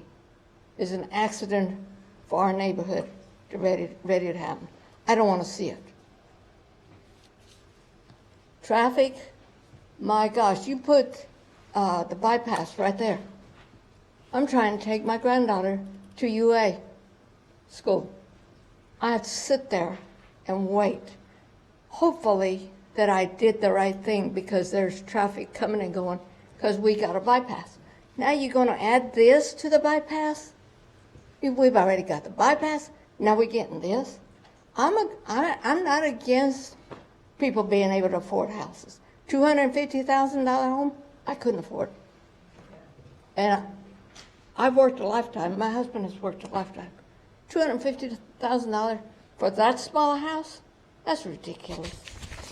But like I said, don't give us any more accidents. Thank you.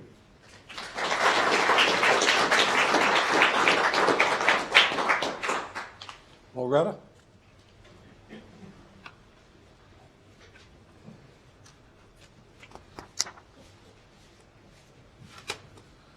Loretta Melanson, 2923 Meadow Creek Lane, Monroe.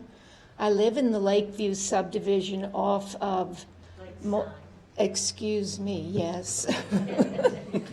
Okay, I wasn't going to speak tonight. I know you all are tired of hearing from me, but after hearing some of the things that have been said, I have to give credit where credit is due. This is a great starter subdivision. I don't agree that $250,000 is a starter price, but I have no way of really judging that. The problem is this subdivision does not belong where they want to put it, and the timing is terrible. If we, the city, the county, the citizens, put our minds and hearts together to talk to DOT and the people who can make the changes in Olive Branch, in that terrible Y intersection, in Cyrus Edwards Road, if we do that in preparation to invite something like this into our area, that's one thing. But to do that here, in this place, and now at this time where if we can get them to approve the road, it's going to create even more havoc. You know, as these people are moving in, as we're trying to deal with it all, construction, we're putting the cart before the horse. So I am willing to work with whoever will work with me. I've got contacts at DOT and in other, actually, high places that I can go to see if we can't get improvements. We've needed improvements even before this. Thank you.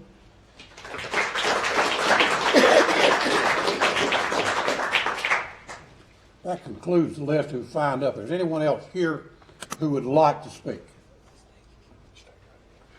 Can I say one more thing right quick? If you'll come to the podium. We'll take just 1 second. Yes, sir. I meant to mention this. At the city council, when you put up these rezoning signs, the one out there on Olive Branch Road is not much bigger than this screen here. If people want to stop on Olive Branch Road so they can read it, they're going to be in danger of being hit. So if you guys are going to put one up big enough that people can read the dead blame thing when they're driving by. Thank you, Mr. Bill. Appreciate it. Dan Domchewski, 1110 Bentwood Lane. I sent everybody an email yesterday regarding my objections to this project. I just want to emphasize, I happened to be at the Aquatic Center today, and I was reading a Indian Trail newspaper, and they have the same problems. These cookie-cutter homes that are just stuffed into small areas and just can't handle the traffic, can't handle the utilities, and I think the county as a whole has to start rethinking the whole issue of these cookie-cutter homes. The other thing is, when we build these cookie-cutter homes here, they're also building the same cookie-cutter homes west of us, between us and Charlotte. So how are we competing with them? We're not. We need to think what kind of a community we want to have and build appropriate housing for that type of a community. Thank you. Thank you, sir. Mayor Kilgo. Yes. Okay, I'm sorry. Another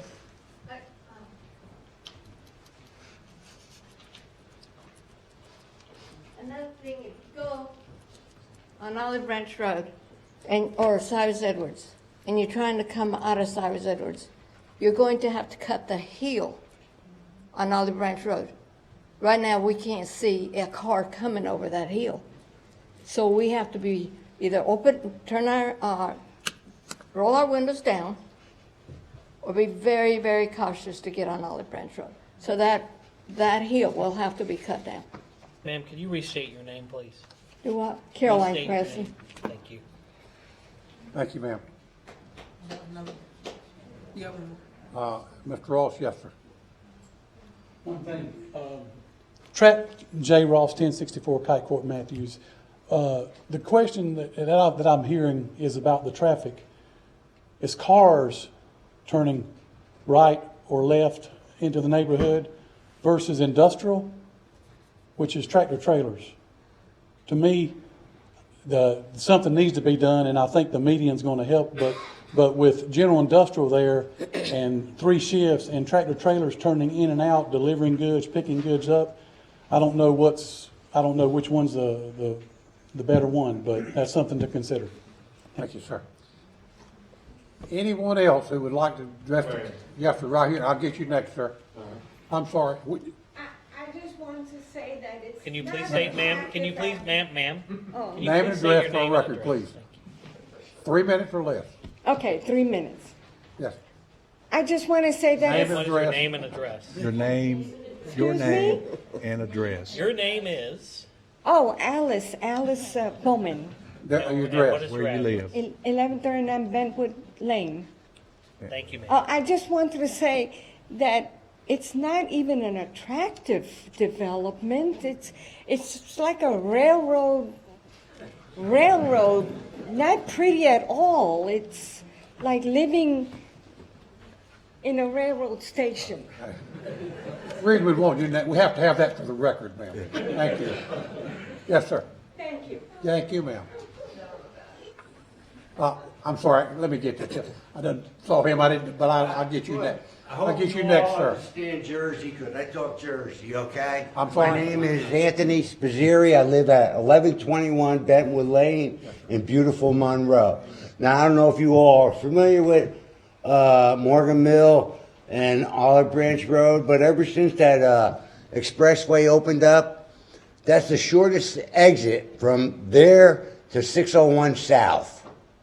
So we got a lot more tractor trailers driving down that road. Got a lot more garbage trucks coming up Olive Branch Road. That's a very bad intersection. If you're going down Cyrus Edwards from Olive Branch and you want to make a left by Lee Park, you better have a little car or a small SUV, because you won't be able to make it in, in a dump truck, garbage truck. The roads there need to be improved. They need to be widened. And that intersection needs to be taken a good look at. Thank you. Thank you, sir. Next, sir. I'm Mike Corzilius. I live at 3003 Duck Point Drive. The traffic issues that have actually been brought up here are pretty significant. I think all of you would agree, at least you should. A traffic study is going to be needed. The environmental impact is also going to be needed. That's a feeder stream to Lake Twitty. I don't want the erosion or anything else coming from this subdivision contaminating Lake Twitty. The third thing that actually needs to be addressed that I haven't really heard too much mention of is the planning department actually indicated that a traffic study was not done. We cannot handle 375 cars in there. So our individual from Matthews and the other one from Rolling Hills, I encourage you to come down there at 5:30 in the morning, sit there till 8, and see how bad the traffic is to get out on the Morgan Mill from Olive Branch Drive. When you do that, then you got permission to actually talk to these folks. Till you do that, I don't think you really should have a say.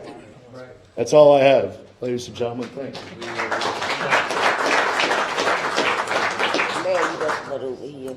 Yeah, I think you bet. Yes, sir. If you'll come to the podium, please. Keith Preston, 2417 Olive Branch Road and 2407 Olive Branch Road. I own 10 acres right there, and it's within a quarter of a mile of the development. And like everybody said, the traffic and all this, it's bad. It's been bad, but it's going to get worse with this. But if this goes in and you put all these people right there, I believe she said the school system was Unionville or Monroe. Anyway, have you looked at the schools? Maybe a new school will have to be built because schools are already crowded. And the fire department, the police department's going to have more people because more people, more population. The EMTs will have to have access in and out, fire trucks. And like everybody said, Size Edwards Road, I can stay off of it if I can because it's dangerous. But it's getting dangerous getting off Olive Branch on the Maury Mill at the intersection up there. So, but you got to look at, you'll get a lot more tax money with the city, with the sewage and water, gas lines. They're going to be spending a lot more money supplying all these people you're going to put in there. Thank you very much. Thank you, sir. Is there anyone else who would like to speak? Yes, sir, if you'll come to the podium, please. Name and address again. I know we got it, but I'll remember it.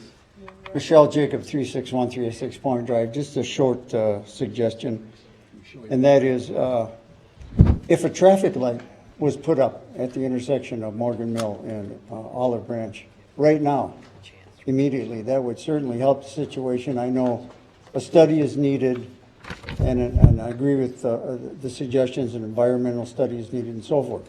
But if a traffic light is put up there right now, it would be a big help because it is a real problem. Thank you. Thank you, sir. I'll just say for the record, usually I don't say anything. A lot of this stuff we talk about is state, not city. I just want to get that off, but I'm not trying to say we ain't got anything to do with anything. But a lot of this stuff is controlled by the state also. Now, one more time, is anyone who would like to address that hasn't? Hearing none? Yes, sir. Mr. Mayor, my name is Tim Hamilton. I'm at 1015 Zephyr Circle, Monroe. And just a quick thing, nobody has brought up, there's an airstrip right on the other side of this thing. I don't know, it's a general aviation. I'm one of the few folks who in here fly, but I don't know what effect that would have on this project. But we'd certainly hate to see that thing shut down just because of a noise ordinance or something like that.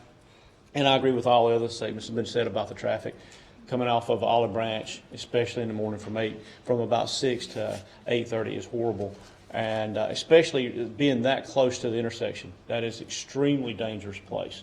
I'm not opposed. I'm a businessman just like all these other folks here, and I understand the value of a dollar, but I also understand safety has got to be a primary concern for us. And also, last thing I wanted to say is that I understand from a tax implication is that residential really doesn't make the money for the city. It's the commercial and industrial that actually pays the higher tax base. And that's something else to consider here because there's a lot of infrastructure and costs that's going to be involved here. I know there's some tax base there, but I don't think that residential really makes a big difference if I understand taxes in the city. So it's zoned for industrial now, which would pay a much higher tax base. Thank you, sir. Mayor Kilgore? Yes. Before we take a vote on that, some things came up that I'm going to propose that we table this. I know a traffic study was not required, but from all that we heard, it seems like we need one. Secondly, the allegation has been made that there is a Scotch metal development already. I don't know if it is or not, but I think we need to look into that. And with the airstrip in there, I think we do need an environmental study. I would feel uncomfortable voting without those things being addressed. Anyone else? Mary, I think you still have people who may want to actually get the public hearing, because the council members have questions, but there may be individuals that want to speak for or against, but you may as well go ahead and take Councilmember Gordon's questions. He's been patient. I was just going to say, and look, I appreciate and respect Councilperson Anthony's suggesting the table, but I believe that we had stated that we would allow the gentleman speaking for this petition a chance to come back and address maybe some of these concerns that we've heard. And I did want to expand just briefly for your benefit on what the mayor said concerning traffic. We hear this every Tuesday, every month, in every development. And most of that concern with traffic is not our job. It's nothing we have control over.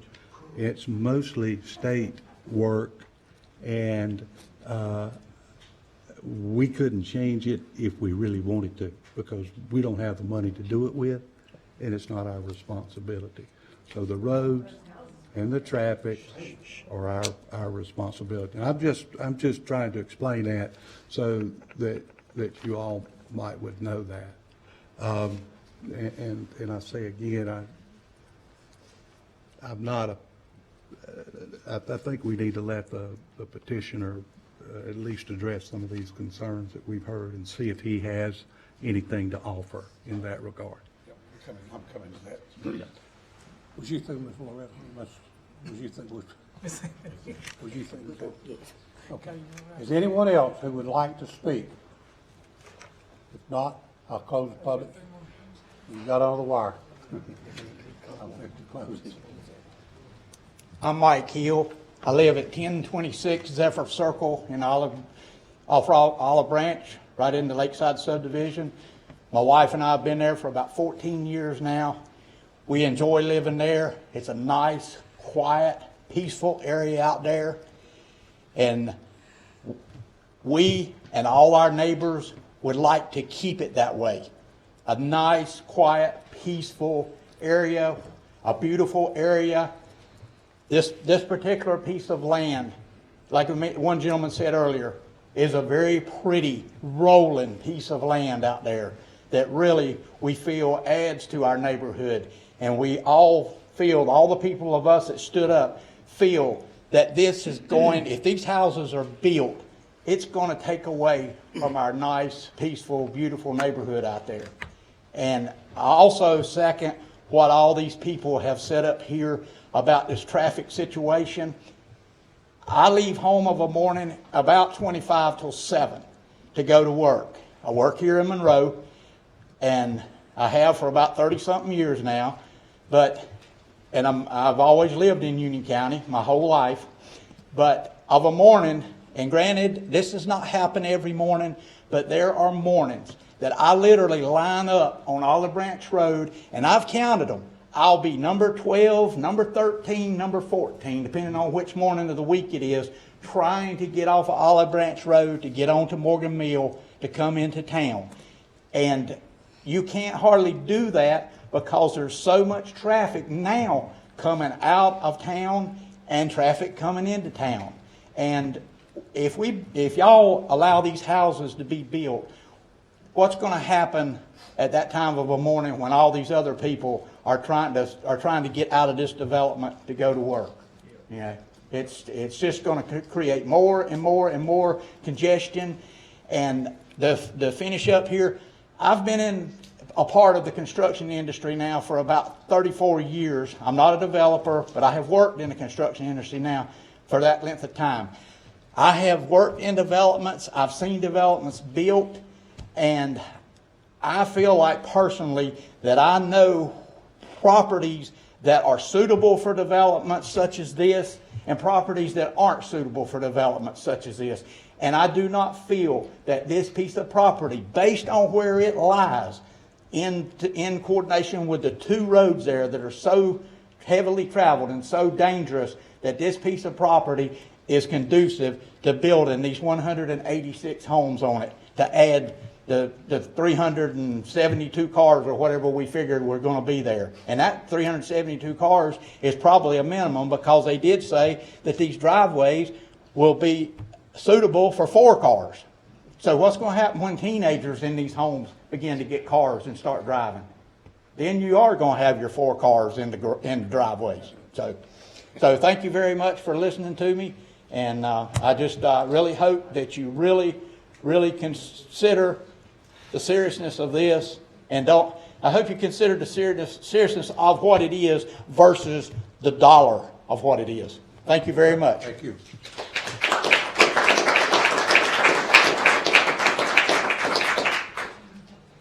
Yes, ma'am. I'll get with you, sir. It's the third time it's here. 2417 Olive Branch Road. I want to respond to the gentleman that said that an industrial property would bring more trucks. We don't need any more trucks. Walmart is coming our way. Walmart uses Sutherland Avenue to get onto the bypass. We have all the garbage trucks that the city of Monroe can possibly put on us, and the garbage to go with it. I have called the garbage people and said, now we look like a... Now, we need to stick to this and not get into the other thing. I understand what you're saying, but I need to stay on track here. Thank you very much. Respond to that. Yes, ma'am, I understand. There was someone had their hand up right here. Yes, sir. Briefly, sir. And I'm bored with this 211 West Jefferson Street. I'd like to make a comment about the guy saying he's got 14 cars, counting 14 cars coming out on Olive Branch Road.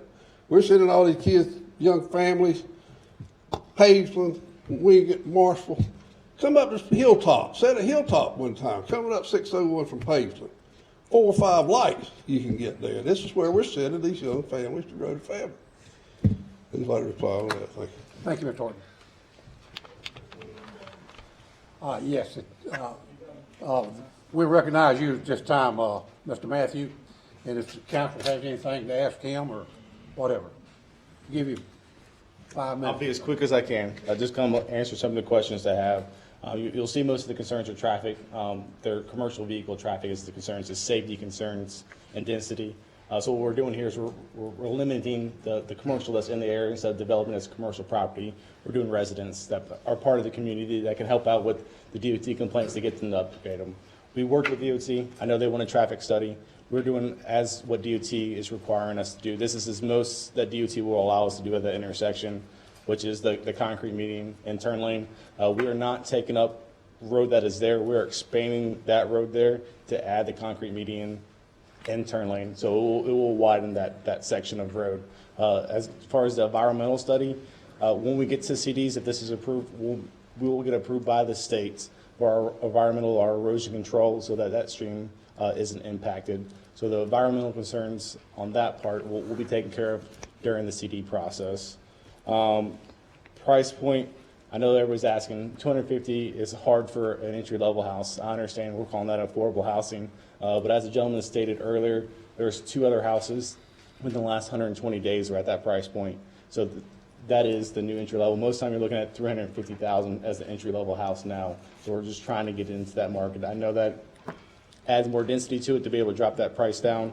I completely understand that. Mostly trucks.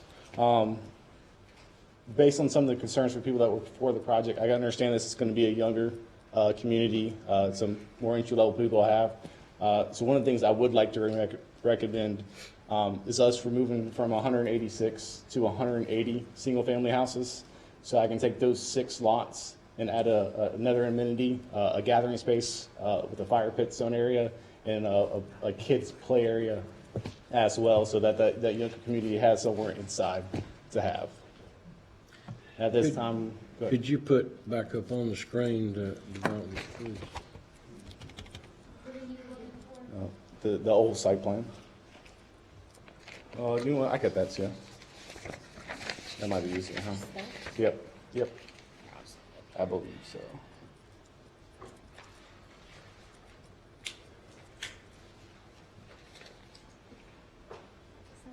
I probably wrote this one yesterday about 6 to 10 times.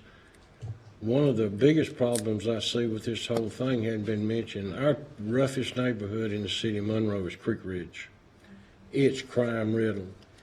That so borders what's going to keep Creek Ridge from wandering over and start disrupting everything in that subdivision. That's one of the extra pluses of the cluster design is we have a stream that'll be part of it, but then we added that extra buffer, that natural tree line from one side to the next. But they can walk right through it. They can walk right through. We won't force our homeowners to put a fence up along their property. We don't want to take away from the visual of the woods and stream that's back there. So obviously, the crime where they go up from the community that's already existing, those homeowners will probably fence in their backyard, but we would like them to get the chance to have that beauty of a natural wooded behind them with the stream at the bottom. Only thing that, if it does happen from that, I know what I'm talking about as far as Creek Ridge, it's probably the worst neighborhood in the city. If that starts, then all of a sudden you're gonna have a bunch of vacancies over there.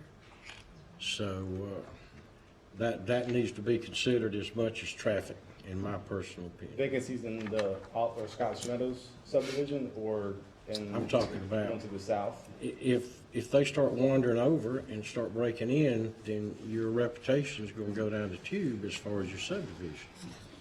And there's no question that neighborhood, because I know what I'm talking about, it's a bad neighborhood. Again, I'd like to say I could fence that whole side, but it's a natural stream and wooden area. To pull that out, there's going to be an HOA onto it so that they can work with the police department to help extra patrol that area. But as an existing community there, I can't affect that existing community to try to say, hey, you guys can't live there anymore if you're going to break into the houses. And again, I'm adding more amenities to it, which is going to bring them even more if they have kids to use the parks. And that's the heart of being in a community. We all come together to help out for public safety. Do you know if there is not another development named Scotch Meadows? That I don't know, but Scotch Meadows is a generic term at this point for the conditional rezoning. So before we have it, we'll get approved by 911 in Union County for street names and subdivision names. So if it has to be changed, it will be changed on that one. This will just hold as the conditional rezoning name for this property. Council, have any other questions? Thank you, sir. Thank you. Okay, we'll close the public hearing. Take action. Make a motion to adopt a resolution denying the land development plan compliance. Second. All right, let's see. Can I ask one more request? I'm sorry? With the comments in the community that we had out here tonight, can I request us postpone this meeting to the April 7th meeting so that I can get with the community one more time and see what updates we can do to the project? Mayor, if the applicant is requesting council table, it is up to council. You have a motion and second. If the maker of the motion and the seconder would wish to withdraw it and consider the motion to table, that's also appropriate. It depends on what the maker of the motion wishes to do. I had a motion to table. Already. Well, but I don't know if it was seconded, and there was then about 20 minutes more of discussion at that point. So I would. That motion also seemed to be conditioned on requiring several other things, and I cannot recall. I will look at the clerk to see whether or not that motion was made and seconded. I understand you made the motion, but I don't believe it had a second, so the motion would have failed. Did someone not second it? I'm just asking. That's, okay. That's correct. So what you have now is a motion made and seconded to adopt the resolution denying land development plan compliance. If you wish to table it, the maker of the motion needs to withdraw the motion, and then you can deal with the tabling if you wish to do that. I respectfully withdraw my motion to make all And then if the request is then to table the item without further advertising of the April 7, 2020 hearing, that is within council's purview if it wishes to make that motion. I have a question. Yes. Ma'am. Is there any way we can poll the people here whether or not they're interested in working with the developer? Because the traffic is not going to change. It might be not worth our time to do it by him standing. Council is always able to ask those in attendance whatever they wish to ask. At the end of the day, however, it is council's decision. Okay. Then I would like to pose the question of, by standing, if you wish to work with the developer to proceed with the subdivision, stand. If you do not wish, okay. No, you already asked. Okay. What she asked is, do you wish to work with a developer during the period of time between now and the April hearing on their proposal? Okay, didn't have a seat, please. So, ma'am, I would say, based on show, it appears half the room does, half the room doesn't. So you may take that into whatever you or the members of council wish to do with it. You do have a motion. Yeah, it You didn't do have a look like motion half. potentially pending. It didn't look like half. Those that are not willing to work along with the developer, stand. That's more than half. Yeah. I think it's the way it's presented now. I think if I reduce the density and we have Thank some more you. traffic concerns, that's stuff that we can look out and have it. Do we have a motion to table it? No, I don't have a You motion. do not have a motion to table nor a second. I make a motion that we table this to, you say April the 7th? April 7, 2020 meeting without further advertising. I'll second that. That's what my motion is. It's been made, it was made by Councilmember Holloway, and Mayor Pro Tem Holloway, and seconded by Councilmember McGee. Okay, I have a motion and a second to table it to April the 7th. Is that correct? That is correct, and Mayor, you can have, of course, discussion from the council on the motion as well. All right, any other discussion? Discussion is by those more stood that are not interested in working along with the developer. Then, Yes, that gives them an opportunity to work with the ones that stood up, that gives them an opportunity to work with the developer to see if they can come up with something that will appeal. But you got 75% that said it didn't want to. But not, it didn't look like 75% to me. It looked like it was equal. It looked like it was equal. I'm just saying it would give him an opportunity to address some issues. If they decide that they do not want to go with what he's saying, then we have an opportunity to deny coming back. I don't see where there's any harm in hearing what he has to say. Okay. And I think, Mayor, those who are raising your hand, I think the mayor noted the public hearing is closed. So Yes, there's well, no further public comment. This is now for the council. Yeah. All right, I have a motion and a second to table it to April the 7th meeting. Is that correct? That's Okay. correct. All in favor? Yeah. Two. Can you guess, just we have a count. 1, 2, 3, 4, 5. It looks like 5. Okay. and one nay. Okay. Oh, and then you haven't called the nays yet, Mayor. But I think you clearly have one nay. So right now it's 5-1. What is your All right. vote, sir? Oh, nay. So it's 5-2, and the motion passes, and the item is tabled. Thank you all. I don't have a problem waiting. It's just, we're gonna have the same thing in certain things we got tonight. Okay, that'll be tabled to April 7th meeting. If you'd like to come, certainly you're welcome to come back. I'm ready to go. One more item.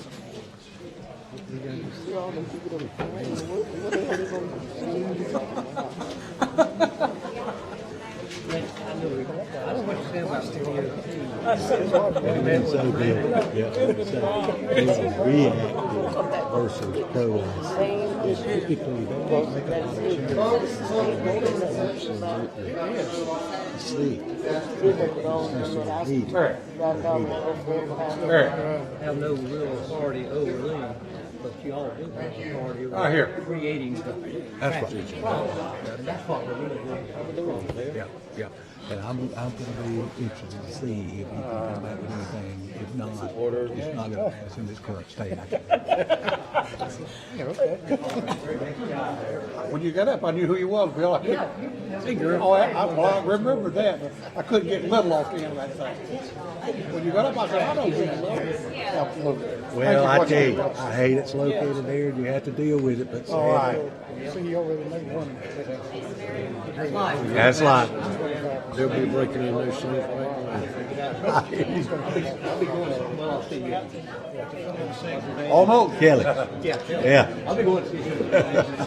I hope Brent's a long time. Good to see you. Yeah. What's this?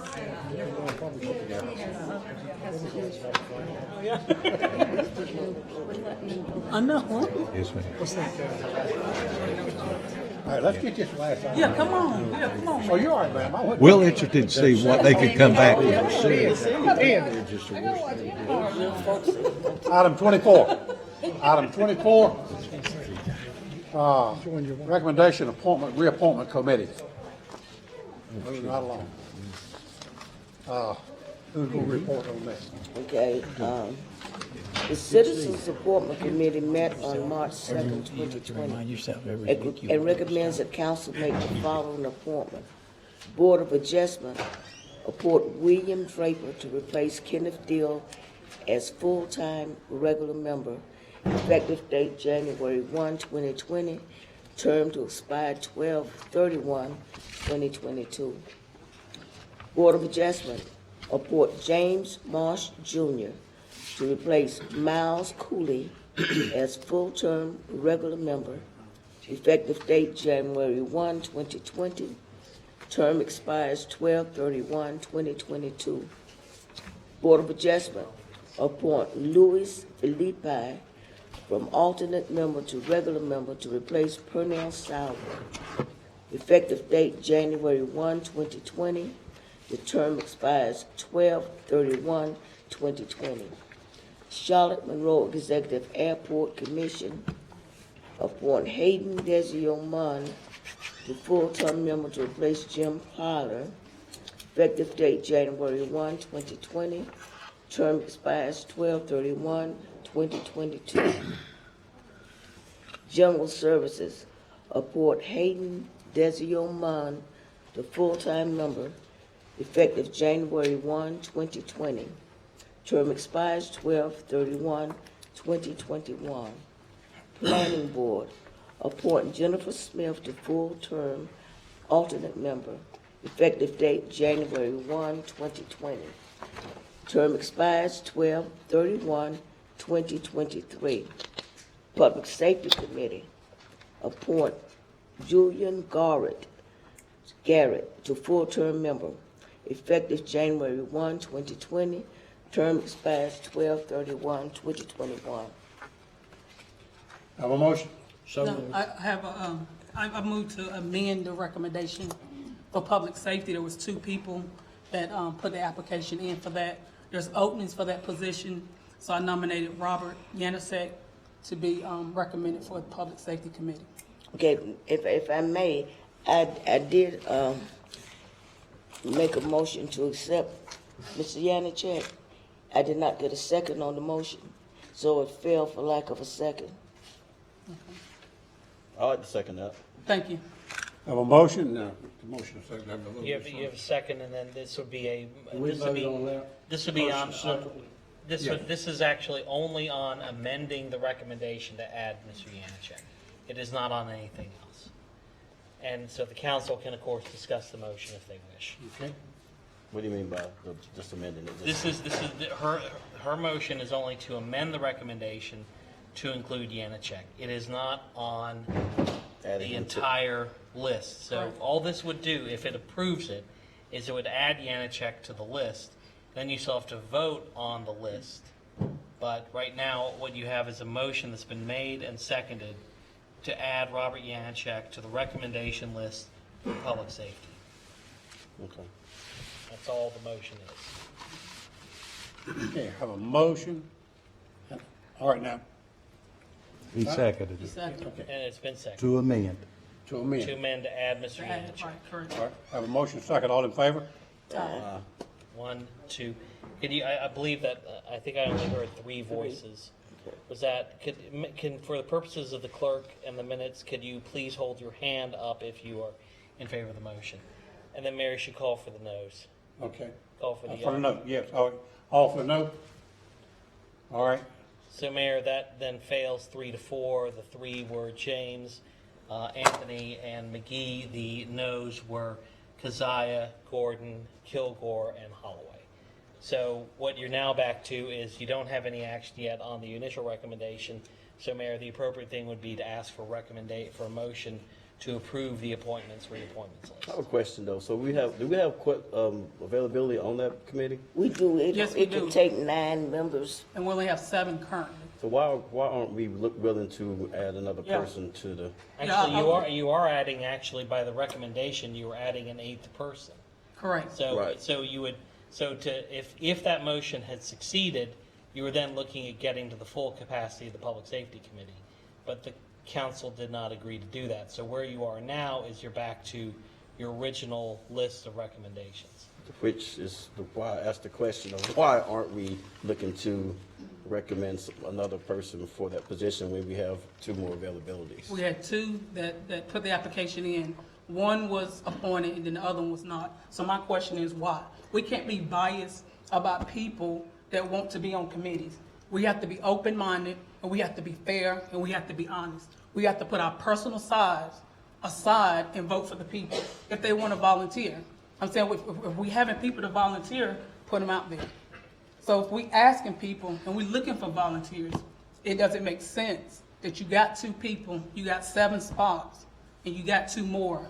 Why not? Is he not a police officer in a Mecklenburg police Yes, officer? he has the experience and everything. So why are we not allowing it? Because of our personal reasons? Ask yourself that question. I expressed that I would hope that we. Are we holding it open for someone else to do it? I That's expressed not that. right. I That's not expressed right. that I May I wanted us point to. out one thing, Mayor? The code says that the mayoral committees can have up to 9.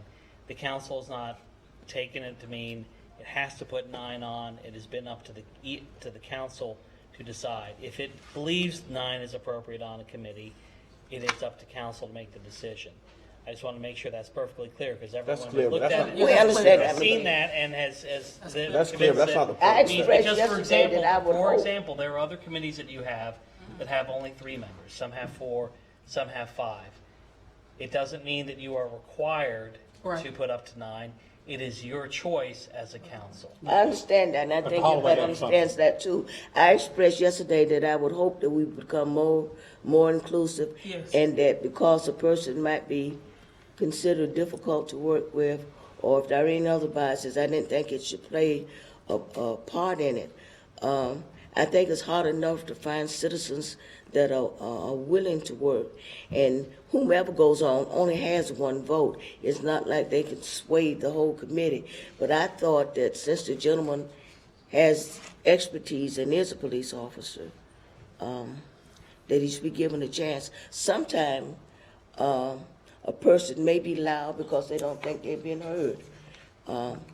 But if I could, I would make sure that people that were willing would be given an opportunity. Correct. Mr. Holloway, you started Yeah, speaking. based on that statement, anybody that applies would have to be approved. As chairman now of the public safety, my goal is to have a cohesive board that blends well. I think I alluded yesterday, so you had done a very good job. We've got a great mix on there. I feel Mr. Garrett will be a contributor. If someone has a disagreement, I have no problem with that. I'm not looking for somebody as a rubber stamp. That's not the intent. But I'm looking for people that can work together, and I feel the chemistry is better suited the way I voted yesterday. But we can't keep it open to look at somebody else to come on. So if we got 7 or 8 with Mr. Julian, so we're not looking at somebody else to be added. So don't add nobody else. If he wasn't added, then why would you add somebody else? Well, it could be the chemistry question. That's, Angie, Call for the question, you man. you pick your best players for your basketball. If you can make the motion. And that's the analogy. I Make a motion. If that's your I make a motion, call for the question. Actually, it's moved to approve that. Move to Yeah, approve. Thank you. I move to approve the recommendations by the appointment committee. Second. Need a second. All right, need a Have second. Mr. Holloway seconded it. All right. All in favor? Any opposed? 1, 2, 3. So that was 4-3, ma'am. All right. I believe that's the last thing on the agenda. Has council got anything? This is the last thing on the agenda. I move we adjourn.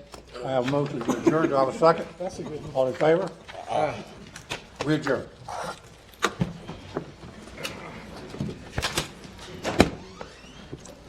Yeah, that hasn't happened.